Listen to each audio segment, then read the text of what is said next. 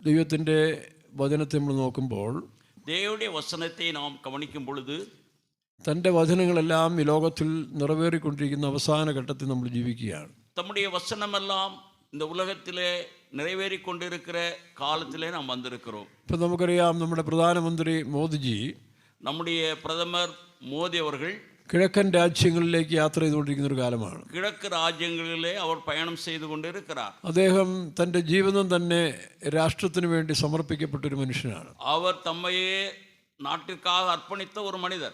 അതുകൊണ്ടാണ് ദൈവം തന്നെ അനേക കാലങ്ങൾ ഗുജറാത്തിൻ്റെ മുഖ്യമന്ത്രിയായും ഇന്ത്യയുടെ പ്രധാനമന്ത്രിയൊക്കെയായി നിയമിച്ചെന്ന് ഞാൻ വിശ്വസിക്കുന്നു. ஆண்டவருக்கு அவரை குறித்த நோக்கம் இருந்தபடியினால் அவரை குஜராத்தினுடைய മുഖ്യമന്ത്രിയാகவும் ഭാരതത്തിൻ പ്രഥമരാகவும் ആണ്ടവൻ നിയമിച്ചിരിക്കുകയാണ്. തന്നെയല്ല, അനേക വർഗീയ കലാപങ്ങൾ കൊണ്ട് കേരളം ഉൾപ്പെടെ കുലംഷിതമാകേണ്ടതായൊരു സമയത്തിൽ തൻ്റെ വളരെ നിർണായകമായ ഇടപെടലുകൾ നിമിത്തം പലതിനും സമാധാനമുണ്ടായി നമ്മൾ മറക്കുന്നില്ല. இந்தியாவின் பல மாநிலங்களையும் விசேஷமாய் கேரள மாநிலத்திலேயும் பல கலகங்கள் நடந்த சமயங்களே தம்முடைய முயற்சியினால் அவைகளை எல்லாம் அவர் சாந்தப்படுத்தினார். അതിൻ്റെ അർത്ഥം, രാജാക്കന്മാർക്ക്, അധികാരികൾക്ക് ദൈവം ചില സമയങ്ങളിൽ തൻ്റെ പദ്ധതികൾ പ്രകാരം തന്നെ അവരെ നടത്തുന്നു എന്നുള്ളതാണ്. அதனுடைய விவரம் என்னவென்றால், தேவன் தம்முடைய திட்டத்தின்படி ராஜாக்களையும் அதிகாரிகளையும் தக்க சமயத்திலே பயன்படுத்துகிறார். അങ്ങനെ കാലാകാലങ്ങളിൽ രാഷ്ട്രത്തലവന്മാരെ ദൈവം നിയമിക്കുന്നത് ദൈവത്തിൻ്റെ ഒരു പദ്ധതിയാണ്. அப்படி காலாகாலங்களிலே நாட்டினுடைய தலைவர்களை நியமிப்பது ദേവനുடைய തിട്ടത്തിൽക്കുൾപ്പെട്ട. എന്നാൽ ദൈവത്തിൻ്റെ പദ്ധതിയെ കൂടാതെ മനുഷ്യർ തങ്ങളുടെ താല്പര്യങ്ങൾക്ക് വേണ്ടി തിരഞ്ഞെടുക്കുന്നവരുണ്ട്. ദേവനുடைய திட்டத்தின் பிரகாரமாய் அல்லாமல் மனிதனுடைய விருப்பத்தின்படி தேர்ந்தெடுக்கப்படுகிறவர்கள் உண்டு. അതിനുദാഹരണമാണ് ഇസ്രായേൽ രാജാവായ ശൗല്.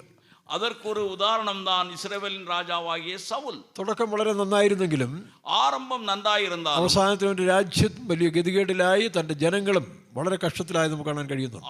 முடிவிலே அவருடைய ராஜ்யம் அழிவடைந்தது, ஜனங்கள் மிகுந்த உபத்திரவத்திற்குள்ளானார்கள். ഇപ്പോൾ ഡെമോക്രസി എന്ന് പറയുന്നത് നമ്മൾ പറയല്ലോ, by the people, for the people, from the people എന്നൊക്കെ പറയാറുണ്ട്. അതായത് ജനങ്ങളിൽ നിന്ന്, ജനങ്ങളാൽ, ജനങ്ങൾക്ക് വേണ്ടി തിരഞ്ഞെടുക്കപ്പെടുന്നത് ജനപ്രതി സഭ. കുടിയരசு என்று சொல்லும் பொழுது ജനങ്ങൾക്കാக ജനങ്ങളാൽ തിരഞ്ഞെടുക്കപ്പെട്ട அரசு എന്ന അർത്ഥം. എന്നാൽ ഇന്ന് ജനങ്ങളെ നമ്മൾ നോക്കുമ്പോൾ ജനങ്ങൾക്കുള്ള പലപ്പോഴും ശരിയായ ഒരു തെരഞ്ഞെടുപ്പ് അല്ല പലരും നടത്തുന്നത്. ஆனால் தற்பொழுது நிலைமையிலே நாம் பார்க்கும் பொழுது பல இடங்களிலேயும் ஒரு சரியான முறையிலே ஒரு തെരഞ്ഞെടുപ്പ് നടത്തുന്നു. സ്വാർത്ഥ താല്പര്യങ്ങളും ജാതിയും മതവും മറ്റ് പലതും കൂട്ടിക്കലർത്തിക്കൊണ്ട് യോഗ്യതയല്ലാത്തവരെ പോലും തിരഞ്ഞെടുക്കുന്ന ഒരു കാലഘട്ടം നമുക്ക് കാണാൻ കഴിയുന്നുണ്ട്. മതത്തിൻ പേരാലും ജാതിயின் പേരിലാകും അവരുടെ സ്വന്തം വിருப்பத்தின்படி ജനങ്ങളെ தெரிந்து கொள்ளுகிறது மிகவும் விபத்தாய் முடிகிறது. അതുകൊണ്ടാണ് ജനാധിപത്യം ഇത്രയും മോശമായി പോകുന്നതിൻ്റെ കാരണം. ആകവേதான் നമ്മുടെ ജനനായകം നലിവടൈந்து പോകുന്നത്. മുൻപ് ഞാൻ ഈ മദ്രാസിലൊക്കെ തമിഴ്നാട്ടിലൊക്കെ ഇരിക്കുമ്പോൾ, ഞാൻ തമിഴകത്തിൽ ഇരിക്കും പൊഴുത് തിരുവള്ളുവറിൻ്റെ തിരുക്കുറളർ ചിലത് വായിക്കുമായിരുന്നു. തിരുവള്ളുവറുடைய തിരുക്കുറളെ ഞാൻ വാസിപ്പേൻ. അത് ഞാൻ നീതിമൊഴികൾ അല്ലെങ്കിൽ സദൃശ്യവാക്യങ്ങൾ ചേർത്ത് കമ്പയർ ചെയ്ത് ഇങ്ങനെ വായിച്ചു പഠിച്ച ഒരു സമയം ഉണ്ടായിരുന്നു. அதை நான் நீதிமொழிகளோடு ஒப்பிட்டு வாசித்த சமயங்கள் இருந்தது. അത് ചിലതെല്ലാം വളരെ അർത്ഥവത്തായ ചില വചനങ്ങൾ നമുക്ക് കാണാൻ കഴിയുന്നുണ്ട്. അത് ചിലത് മികവും കരുത്ത് നിറഞ്ഞത്. അതിലൊന്നാണ് അതിൽ പറഞ്ഞിരിക്കുന്നത് അറിവ്, നോളജ്. അത് ഒന്ന് അതിലെ ഒന്ന് குறிப்பிடப்பட்டிருக்கிறதான் அறிவு. അറിവ് അതിര് കാക്കും കരുവി. അറിവ് അതിരെ കാക്കും കരുവി. சிறுவர்க்கும் உள்ளலிக்குமாக அரண். சிறுவர்களுக்கும் அது அரணாய் இருக்கிறது. ഉള്ളലിക്കലാക അരൺ, അതായത് അവരെ ഛേദപ്പെടുത്താതെപടി അല്ലെങ്കിൽ അവരെ അഴിച്ചു കളയാതെ വണ്ണം അതിനെ സൂക്ഷിക്കുന്ന ഒരു കോട്ടയാണെന്നാണ്. അവர்களை பிரித்து விடாதபடிக்கு அவர்களை இசைக்கிறதான ஒரு கோட்டை. അറിവ് അതിര് കാക്കും കരുവി. അറിവ് അതിലാക്കും കരുവി. ഇത് നമുക്കറിയാം. കഴിഞ്ഞ നമ്മുടെ പ്രസിഡന്റ് മുൻകാലത്തിലുണ്ടായിരുന്ന അബ്ദുൽ കലാം, അദ്ദേഹം വളരെ ആവർത്തിച്ച് ഇതിനെപ്പറ്റി പറഞ്ഞൊരു സമയം ഞാൻ കേട്ടു. நம்முடைய முன்னாள் குடியரசுத் தலைவராயிருந்த திரு அப்துல் கலாம் அவர்கள் அதை மிகவும் விரிவாக பேசியிருக்கிறார். അതുകൊണ്ടാണ് താൻ അറിവിനെ അന്വേഷിച്ച് പോയിക്കൊണ്ടിരുന്നതിനാൽ, ஆகவேதான் அவர் அறிவை தேடி அவர் பயணம் செய்தார். ബൈബിളിൽ യേശുക്രിസ്തുവിന്റെ വചനം തനിക്ക് പൊൻവാക്യമായി തോന്നിയെന്നാണ് പറയുന്നത്. ஆண்டவருடைய வார்த்தைகள் அவருக்கு தங்க வசனங்களாய் இருந்தது. അങ്ങനെ അറിവിനെ തേടി പോയതുകൊണ്ട് താൻ കല്യാണം കഴിക്കാൻ മറന്നുപോയി. அவர் அறிவை தேடி பயணம் செய்ததினால் தன்னுடைய பயணத்தில் திருமணத்தை மறந்து விட்டார். അറിവിനെ നമ്മൾ സ്നേഹിച്ചാൽ ഏറ്റവും പ്രിയപ്പെട്ട ഒരു ഭാര്യയാണ് അറിവെന്ന് പറയുന്നത്. அறிவை நாம் நேசிப்போம் என்றால் തനക്ക് പ്രിയமான മனைവിயாக അറിവ് இருக்கிறது. ശരിയായ അറിവിനെ പ്രാപിച്ച ഒരാൾക്ക് ഒരു ഭാര്യയുടെ ആവശ്യമില്ല. சரியான அறிவை பெற்றுக்கொண்ட ஒருவருக்கு ஒரு மனைவி தேவையில்லை. കാരണം അതിലെല്ലാ ആസ്വാദനങ്ങളും അതിനകത്തുണ്ട്. അതിലെ എല്ലാ കാര്യങ്ങളും அந்த അറിவுக்குள் இருக்கு. ലോകത്തിൽ എത്രയോ പേരെ നമുക്കിവിടെ കാണാൻ കഴിയുന്നുണ്ട്. നമ്മുടെ മെട്രോ ശ്രീധരൻ എന്ന് പറയുന്ന അദ്ദേഹത്തെ എനിക്ക് വലിയ ഇഷ്ടമാണ്. മെട്രോ ശ്രീധരൻ എன்கிறதான அந்த பொறியாளரை எனக்கு மிக விருப்பம். ഞാൻ മറ്റേ ഈ ലാസ്റ്റ് സമയം 7 വർഷം മുമ്പ് நான் கடந்த 7 ആണ്ടുകൾക്ക് മുൻ ചേലച്ചോടിലേക്ക് മാറി വരുമ്പോഴേ நான் ചേലച്ചോട്ടിற்கு മാറ്റലാക്കി വരുമ്പൊழுது കട്ടപ്പന സെൻട്രൽ മാറിയതിന് ശേഷം ചേലച്ചോടിലേക്കാണ് പോയത്. കട്ടപ്പനയ്ക്ക് വന്ന് ചേലച്ചോടിന് പോയി. കട്ടപ്പന സെൻട്രൽ വന്ന് ഞാൻ ചേലച്ചോട്ടുക്ക് പോനേൻ. ആ സമയത്തിൽ ചേലച്ചോട് ഫെയ്ത്തും വളരെ ഒരു അരിഷ്ടതാവസ്ഥയിൽ കിടക്കുന്നൊരു സമയമായി. அந்த ചേലച്ചോട് വിശ്വാസ വീട് என்பது മിகவும் ഒരു നലിവടൈந்த നിലയിൽ ഇരുന്നത്. കട്ടപ്പനയിലെ പല ഫെയ്ത്തുകളും പണിതൊക്കെ നന്നാക്കിയുണ്ടെങ്കിൽ ഇത് കഴിഞ്ഞ ഈ 30 വർഷത്തിന് മുമ്പ് കണ്ട ഒരു അനുഭവത്തിൽ കിടക്കുകയാണ്. கடந்த 30 ആണ്ടുകൾക്കിടയിലെ എന്ത് വിധமான മാറ്റം ഇല്ലാமல் அந்த பெய்த்தும் அப்படி தொடர்ந்து ഒരുപാട് വർക്കുകൾ അവിടെ ചെയ്യേണ്ടതായിട്ടുണ്ട്. ഒരുപാട് പണികൾ, ഒരുപാട് വേലകൾ അങ്ങ് ചെയ്യ വേണ്ടിയിരുന്നത്. അപ്പോൾ ഞാൻ ചിന്തിച്ചു, അപ്പോഴത് ഞാൻ നിனைத்தேன், എന്നെ പാസ്റ്റർമാരും തന്നെ വിളിച്ചിട്ട് പറഞ്ഞു, എന്തിനാ അവിടെ ആയത്, വേറെ സ്ഥലം വേണം മാറി തരാമെന്ന് പറഞ്ഞു. என்னுடைய தலைமை ஊழியர்கள் சொன்னார்கள், நீங்கள் அந்த இடத்துல இருக்கிறீர்கள், வேற இடம் உங்களுக்கு மாற்றி தருகிறோம். കാലാവസ്ഥ മോശമാണ്, നാട്ടിലേക്ക് വേണം തരാമെന്ന് പറഞ്ഞു. കാല സൂழ்நிலை உங்களுக்கு എതിരായി இருக்கிறபடினால் உங்களுக்கு ஊர் பக்கம் தருகிறோம். ഞാൻ ചിന്തിച്ചു, ഈ കട്ടപ്പനയ്ക്ക് വേണ്ടി ചെയ്യാവുന്ന ഒരു നല്ല പ്രവൃത്തിയാണ് അവിടെ അതൊന്ന് പണിതെടുക്കുക. நான் நினைத்தேன், இந்த கட்டப்பனைக்காக செய்ய வேண்டிய ஒரு பெரிய வேலை அந்த இடத்துல இருக்கிறது. അന്നത്തെ ആ പേപ്പറിനകത്ത് ന്യൂസും കണ്ടത്, പേപ്പറിൽ വന്നൊരു വാർത്ത, அந்த നാളിലെ ചെയ്തിത്താളിൽ വന്നതാണ് ഒരു ന്യൂസ്. മെട്രോ ശ്രീധരൻ സാറ് ഏകദേശം 80 വയസ്സോ എൻ്റെ അടുത്ത് ഉള്ളൊരു മനുഷ്യൻ. മെട്രോ ശ്രീധരൻ എன்கிற பொறியாளர் ഏറെക്കുറെ 80 വയസ്സുടയவர். അദ്ദേഹം കൊങ്കൺ റെയിൽവേ തുറങ്കപ്പാതയെല്ലാം ഉണ്ടാക്കിയതിനു ശേഷം അവർ കൊങ്കൺ റെയിൽവേ அந்த சுரங்கங்களெல்லாம் உருவாக்கி തൻ്റെ വയസ്സുകാലത്ത് കേരളത്തിന് വേണ്ടി എന്തെങ്കിലും നല്ല കാര്യങ്ങൾ ചെയ്യണമെന്ന് ആഗ്രഹിച്ച് താൻ വന്നിരിക്കുക. കടേശി അവർ കേരള മാநிலத்திற்கு ஏதாவது செய்ய வேண்டும் என்று நினைத்து வந்தார். അപ്പോൾ ലോകത്തിൽ പോലും ചില മനുഷ്യർ അങ്ങനെ സ്വാർത്ഥതയില്ലാതെ മറ്റുള്ളവരുടെ നന്മയ്ക്ക് വേണ്ടി ചെയ്യുന്നത് ഞാൻ ദൃഷ്ടാന്തമായിട്ട് എടുത്തിട്ടുണ്ട്. അനേകർ உலக மனிதர்கள் தங்களுக்காக எதையும் செய்யாமல் மற்றவர்களுக்காக அவர்கள் அதிகமாய் பொறுப்படுத்தி செய்கிறதை பார்த்து, അതുപോലെ നമുക്കറിയാം മുല്ലപ്പെരിയാർ ഡാം പണിതതായ എന്തോ പുള്ളിയുടെ ജോൺ ഹോക്കോ അതോ ബെന്നി ഹോക്ക്, മുല്ലപ്പെരിയാർ അണയെ കട്ടിനതാണ് പൊറിയാളർ ബെന്നി ഹുക്ക്. അദ്ദേഹത്തിന്റെ ചരിത്രം ഞാൻ വായിച്ചിട്ടുണ്ട്. അവരുടെ സരിതയെ വാസിത്തേൻ. അതിൽ പറയുന്നത്, അതിൽ അവർ ചൊല്ലപ്പെട്ടിരിക്കുന്നത്, തന്നെ സർക്കാർ ഇത് ഏൽപ്പിച്ചെങ്കിലും പണിത ഡാമെല്ലാം 2 പ്രാവശ്യം പൊളിഞ്ഞു പോയി. அவர் அந்த வேலையை செய்யும்படியாக அரசு நியமித்த போதிலும் 2 முறை அந்த டேம் இடைந்து போனது. താൻ അതിനെ അയോഗ്യനാണെന്നപ്പോൾ തന്നെ ഡിസ്ക്വാളിഫൈ ചെയ്ത് പുറത്താക്കാൻ തീരുമാനിച്ചു. அவர் அதை നന്നാக ആരാய்ச்சி ചെയ്ത് அதை സെപ്പറേറ്റ് ശരിയായി കട്ട വേണമെന്ന് തീരുമാനിച്ചു. ഇല്ല, കെട്ടവില്ല എന്ന് കണ്ടിട്ട് അവർ താൻ ചെയ്ത പണിയിലെ തവറ് ഇരിക്കുന്നത് കണ്ട് സർക്കാർ അവരെ പുറത്താക്കി. അവരെ அரசு வெளியேற்றினது. പക്ഷെ താനൊരു തീരുമാനമെടുത്തു.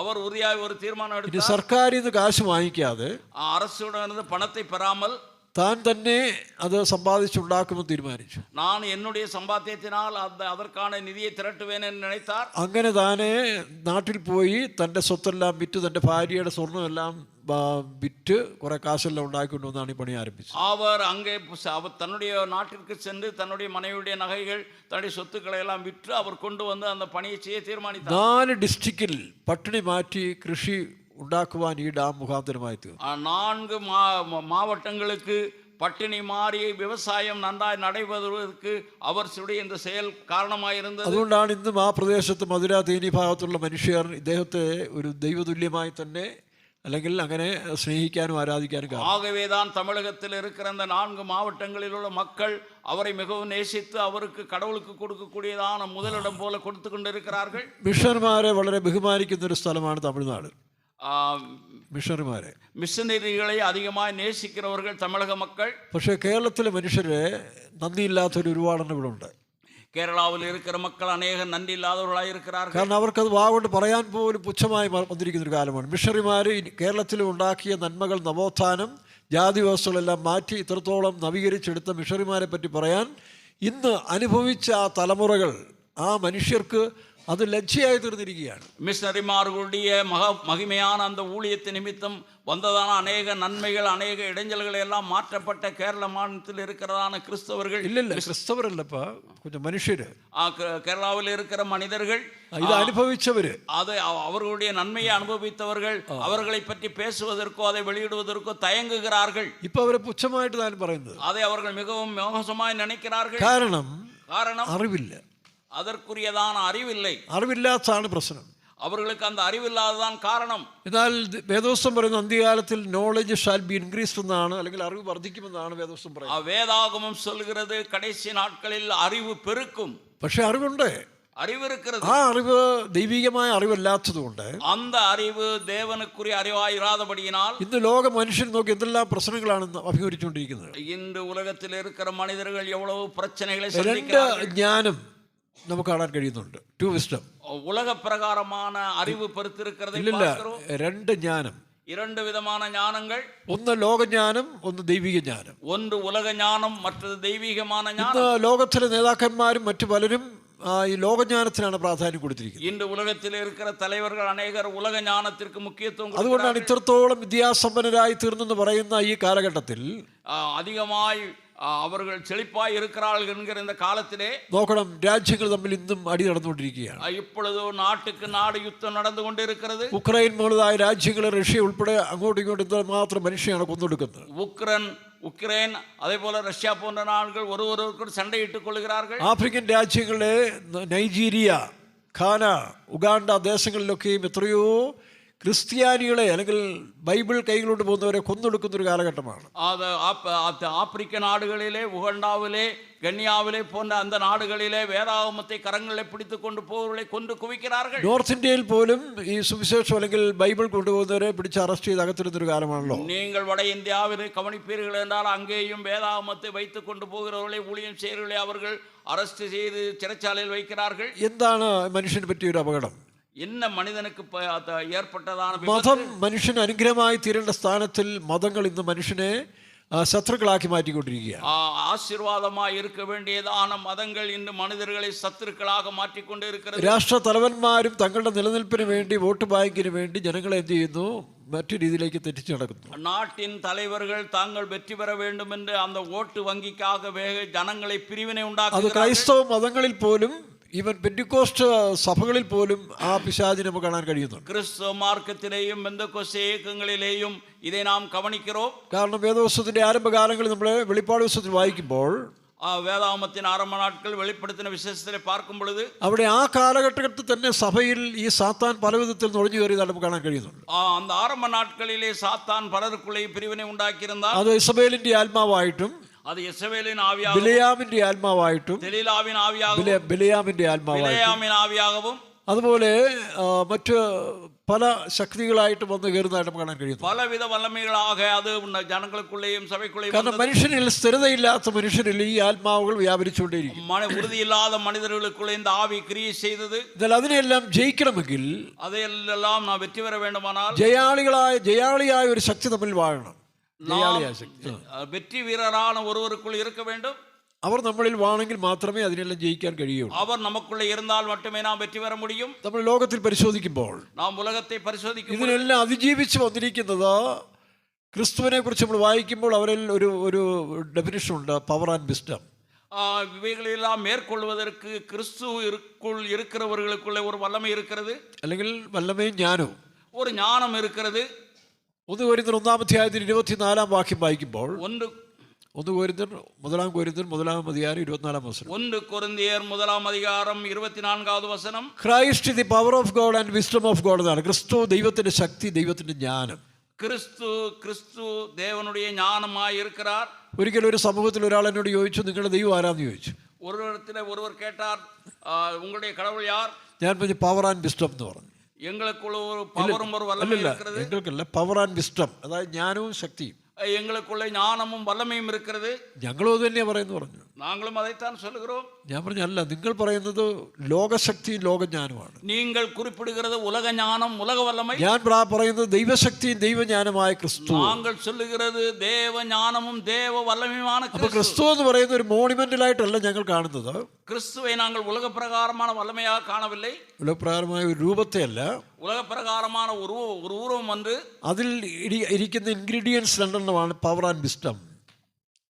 ജ്ഞാനവും ശക്തിയും ஞானமும் வல்லமையும் അതിൽ ഉൾക്കൊള്ളിച്ചിട്ടുണ്ട്. அதிலே உட்படுத்தி இருக்கிறார். അതാണ് വചനം. ஆனால் வசனம் എല്ലാ മതങ്ങളുടെയും സാരാംശത്തിൽ നോക്കുമ്പോൾ വചനത്തിന് വലിയ പ്രാധാന്യം കൊടുക്കുന്നുണ്ട്. எல்லா காரியங்களுடைய கருத்தை நாம் உட்கொள்ளும் பொழுது வசனத்திற்கு முக்கியத்துவம். അത് ഹൈന്ദവ മതത്തിൽ ഓം എന്ന് പറയുന്നതിൽ இந்துக்களுக்கு மத்தியிலே அது ஓம் என்று சொல்லப்பட்ட സൃഷ്ടി സ്ഥിതി സംഹാരം. സൃഷ്ടി സ്ഥിതി സംഹാരം. சிருஷ்டி, நிலைநிறுத்துதல், அழிக்குதல், ஆக்கல், அழித்தல். അതാണ് വചനം വായിക്കുന്നത്. அதுதான் அவருடைய கொள்கையும் അവൻ வசனமும். പാപത്തെക്കുറിച്ചും നീതിയെക്കുറിച്ചും ന്യായവിധിയെക്കുറിച്ചും ബോധം വരുത്തും. பாவத்தை குறித்தும் நீதியை குறித்தும் நியாய தீர்ப்பை குறித்தும் கண்டித்து உணர்த்துகிறவர். അപ്പൊ തെറ്റിന് ശിക്ഷയുണ്ട്. ஆனால் தவறுக்கு தண்டனை അപ്പൊ இருக்கிறது. ഇതിന്റെ സാരാംശങ്ങൾ നമ്മൾ കണ്ടുപിടിക്കുമ്പോൾ அதனுடைய உட்பொருளை கவனிக்கும் ഒരർത്ഥത്തിൽ എല്ലാ മതങ്ങളുടെയും അന്തർലീനമായി കിടക്കുന്ന ഒരു യാഥാർത്ഥ്യവും ഒരു സത്യവും അതിനകത്ത് കാണാൻ കഴിയുന്നുണ്ട്. இப்படியாக நாம் எல்லா மதங்களுடைய உட்பொருளையும் நாம் பார்ப்போம் என்றால் எல்லாம் ஒரே கருப்பொருளாய் இருக்கிறது. എന്നാൽ പിന്നീട് ഈ മത നേതാക്കന്മാർ കൈകാര്യം ചെയ്യാൻ തുടങ്ങിയപ്പോൾ இதை மதத்தினுடைய தலைவர்கள் அவர்கள் அதை ஆளுகை செய்யும். അവരുടെ മതം എല്ലാ മതങ്ങളെക്കാളും മേളിൽ വരാൻ വേണ്ടിയും அவருடைய மதம் மற்ற மதத்தை விட சிறப்பாய் இருப்பதற்கு മറ്റു മതങ്ങളെല്ലാം ഇല്ലാതാക്കിക്കൊണ്ട് ഞങ്ങളുടെ മതം വാഴണമെന്നുള്ള ആ സാത്താന്യ ശക്തി വ്യാപരിക്കുന്നതാണ് ഇന്ന് മതങ്ങളിൽ ഉള്ളതായ ദൂഷ്യവശം. மற்ற மதங்களை எல்லாம் அழித்து தங்களுடைய மதம் மேன்மையாக இருக்க வேண்டும் என்கிற அந்த எண்ணத்தை கொண்டு வருவது சாத்தானுடைய வல்லமை அவர்களுக்குள்ளே இருக்கிறபடியினால் இப்படி நடக்கிறது. അതാണ് രാഷ്ട്രീയത്തിലും കാണുന്നത്. രാഷ്ട്രീയത്തിലും அரசியലിലെ பார்க்கிறோம். മുൻകാലങ്ങളിൽ നമുക്കറിയാം, സാർ ചക്രവർത്തിമാരുടെ ദുർഭരണ കാലത്തിൽ சக்கரவர்த்திகளுடைய அந்த பொல்லாத ஆட்சியின் காலத்திலே ജനം അവരെ കൊണ്ട് പൊറുതിമുട്ടിയപ്പോൾ, ஜனங்கள் அவர்களால் கஷ்டப்பட்ட பொழுது ആ സമയത്തിൽ കാറൽ മാർക്സിന്റെ സിദ്ധാന്തത്തോടുകൂടി കമ്മ്യൂണിസ്റ്റ് പ്രസ്ഥാനം എഴുന്നേറ്റ് വന്നു. அப்பொழுது கார்ல் மார்க்ஸினுடைய அந்த சித்தாந்தமான அது ஜனங்களுக்கு மத்தியிலே பிரசித்தமானது.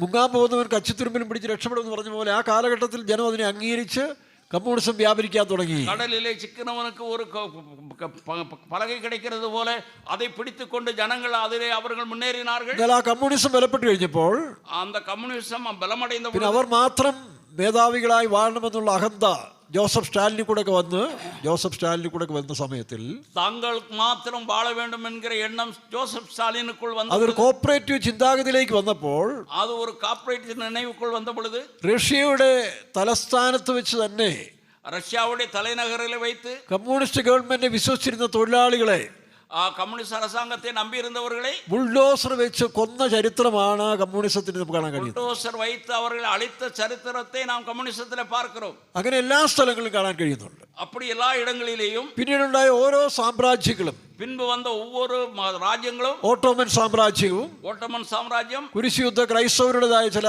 പടയോട്ടവും, சிலுவை யுத்தம் கிறிஸ்தவர்களுக்கு எதிராக, ക്രിസ്തവരുടെ ചില പടയോട്ടങ്ങളും, கிறிஸ்தவருடைய சில சிலுவை யுத்தங்கள், ഇതിലെല്ലാം ചില വ്യക്തിപരമായിട്ട് സാത്താന്റെ ശക്തി നുഴഞ്ഞു കയറിയിട്ട് இதெல்லாம் தனிப்பட்ட முறையிலே சாத்தான் உள்ளே புகுந்து സാമ്രാജ്യങ്ങളെ സ്ഥാപിക്കാൻ തുടങ്ങി. அவர்கள் ராஜ்யங்களை எழுப்பினார்கள். ഇതിന്റെ പിന്നിൽ പ്രവർത്തിക്കുന്ന ശക്തി എന്ന് പറയുന്നത് இதற்கு பின்னால் செயல்படும் வல்லமை ലൂസിഫറിന്റെ ശക്തിയാണ്. அது லூசிபருடையது. അവൻ പണ്ടേ ഒരു സാമ്രാജ്യം സ്ഥാപിക്കാൻ ശ്രമിച്ചെങ്കിലും அவன் ஆரம்பத்திலே ஒரு ராஜ்யத்தை ஸ்தாபிக்க நினைத்த അത് போதிலும் പൊളിഞ്ഞുപോയി.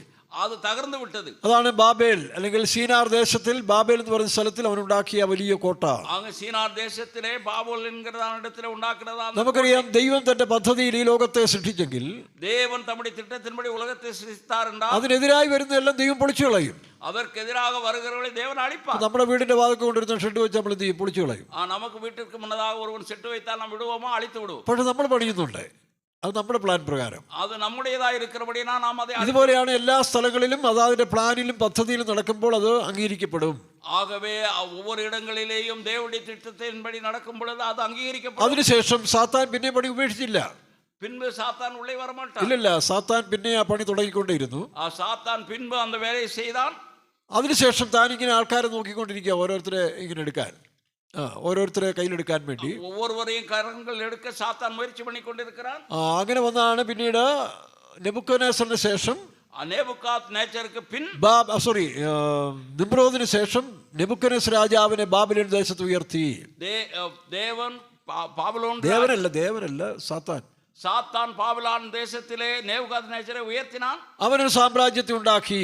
அவன் ஒரு சாம்ராஜ்யத்தை கட்டினான். അതും പൊളിച്ചു കളഞ്ഞു. அதுவும் தகர்க்கப்பட்டது. പിന്നീട് സദാം ഹുസൈന്റെ കാലത്തിൽ സദാം ഹുസൈനിൻ കാലത്തിലെ I am the modern Nebuchadnezzar എന്ന് പറഞ്ഞുകൊണ്ട് ബാബിലോൺ സാമ്രാജ്യം പണിയാൻ പോകുന്നു പറഞ്ഞ് ഞാൻ പുതിയதாக വന്ന നാബുക്കദ്നേസർ എന്ന് சொல்லி അവർ அந்த നാട്ടെ കട്ടിയെഴുപ്പ ഏകദേശം 4,40,000 മാർബിൾ കല്ലുകൾ കൊണ്ട് ഇറാഖിന്റെ ബാബേൽ ദേശത്ത് അവിടെ കൊണ്ട് ഇറക്കി പണിയാൻ ആരംഭിച്ചു. അവർ ഇറാഖ് നാട്ടിലെ ഏരാളமான മാർബിൾ കற்களை ഇറക്കി അവിധമായ ഒരു കോട്ടയെ കെട്ട അവർ തീരുമാനിത്താർ. അടുത്തുള്ളതായ കുവൈറ്റിനെ പോലും ആക്രമിച്ചുകൊണ്ട് അവർ കുവൈത്ത് നാട്ടെയും അവർ താനെ ആ ദേശത്തിലെ സാമ്രാട്ടായിട്ട് വാഴുമെന്നൊരു അഹന്ത കയറി വന്നു. ഞാൻ എല്ലാ നാടുകളുടെയും തലവനായി വാഴുവേൻ എன்கிற വേട്ടിമേ അവർക്കുൾ വന്നത്. അവസാനം അതും നമ്മൾ കണ്ടു.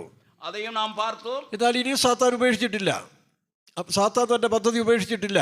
ஆனாலும் சாத்தான் தன் திட்டத்தை கைவிடவில்லை. അവൻ ഇപ്പോൾ അവസാനമായിട്ട് അവൻ മുടിവാക അതേ ഇറാഖിൽ ഒരു ബാബിലോണിയ സാമ്രാജ്യം പണിതുകൊണ്ട് വരികയാണ്. അതേ ഇറാഖിലെ ഒരു ബാബിലോണിയ കോട്ടയെ അവൻ എഴുപ്പിക്കൊണ്ട്. നിങ്ങൾക്കറിയാമല്ലോ ആ സാമ്രാജ്യത്തിന്റെ പണി അവിടെ തുടങ്ങി കഴിഞ്ഞു. അങ്ങേ അതിനുடைய വേല ആരംഭമാനത്. അതിന്റെ മറുഭാഗമായിട്ട് സൗദിയിൽ വലിയ കൊട്ടാരങ്ങളും വലിയ നിർമ്മിതികളും ഉണ്ടായിക്കൊണ്ടിരിക്കുകയാണ്. அதற்கு ஈடாக സൗദി അറേബ്യാവിലെയും அந்த மாதிரி കെട്ടിടങ്ങൾ எழும்பி സൗദിയും ഇറാഖും എല്ലാം ചേർന്നുകൊണ്ട് ഒരു വലിയ ലോക സാമ്രാജ്യം വരാൻ പോകുന്ന ഒരു കാര്യമാണ് വെളിപ്പാട് പുസ്തകം 17-18 കാണുന്നത്. നാം വെളിപ്പെടുത്തിன വിശേഷത്തിലെ பார்க்கிறோம். സൗദി അറേബ്യ ഇറാഖ് പോന്ന നാടുകൾ എല്ലാം ഇസൈந்து ഒരു സാമ്രാജ്യത്തെ കട്ടിയെഴുപ്പ മുയற்சிக்கிறது. ആ കാലങ്ങളിലാണ് യഹൂദന്റെ ആലയം പണിയാൻ പോകുന്നത്. அந்த നാட்களிൽ യൂദരുടെ ആലയം കെട്ടപ്പെടും. ആ കാലങ്ങളിൽ அந்த നാட்களிൽ വീണ്ടും വലിയ ഉപദ്രവങ്ങൾ ലോകത്തിലുണ്ടാകും. വീണ്ടും ഉലകത്തിற்கு ഉപദ്രവം വരും. ആ കാലഘട്ടത്തിൽ அந்த കാലത്തിലെ 3 ശക്തികൾ ലോകത്തിനെതിരായി നിൽക്കും. ഉലകത്തിற்கு എതിരാக 3 വല്ലമകൾ இருக்கும். ഒന്ന് റഷ്യയുടെ കീഴിൽ വരുന്ന ഒരു വലിയ സാമ്രാജ്യ പടയോട്ടം. നമുക്കറിയാം എസെക്കിയേൽ പ്രവചനം 38-39 അധ്യായത്തിൽ കാണുന്ന ആ പടയോട്ടം യെരുശലേമിന് നേരെ വരും. എസെക്കിയേൽ தீர்க்கதரிசியிலே நாம் வாசிக்கிறதான அந்த யுத்தம் റഷ്യാവർക്ക് കീഴായി ഇരിക്കുന്നതാണ് നാടുകൾ ചെയ്യും. അപ്പോൾ കിഴക്കൻ രാജ്യങ്ങൾ ഒന്നിച്ചുകൊണ്ട് അവരൊരു സാമ്രാജ്യത്തിന് വേണ്ടി അവർ മുന്നോട്ട് വരും. അവர்கள் പെർഷ്യ നാട്ടെ ചേർന്നവர்கள் അവர்களுം ഒന്നായി சேர்ந்து അവர்களுം അതற்കെതിരായി വരുവാர்கள். ഞാൻ ഈ കഴിഞ്ഞ കാലങ്ങളിൽ ചിന്തിച്ചുകൊണ്ട് ഈ കിഴക്കൻ രാജ്യങ്ങൾ എന്ന് പറയുന്നത് പ്രധാനമായിട്ട് ഇന്ത്യ, ചൈന, ജപ്പാൻ 3 രാജ്യങ്ങളാണ്. കിഴക്കേത്തിയ നാടുകൾ എന്ന് சொல்லும் பொழுது ഇന്ത്യ, ജപ്പാൻ, ചൈന ഇവരൊന്നിക്കേണ്ടത് ആവശ്യമാണ്.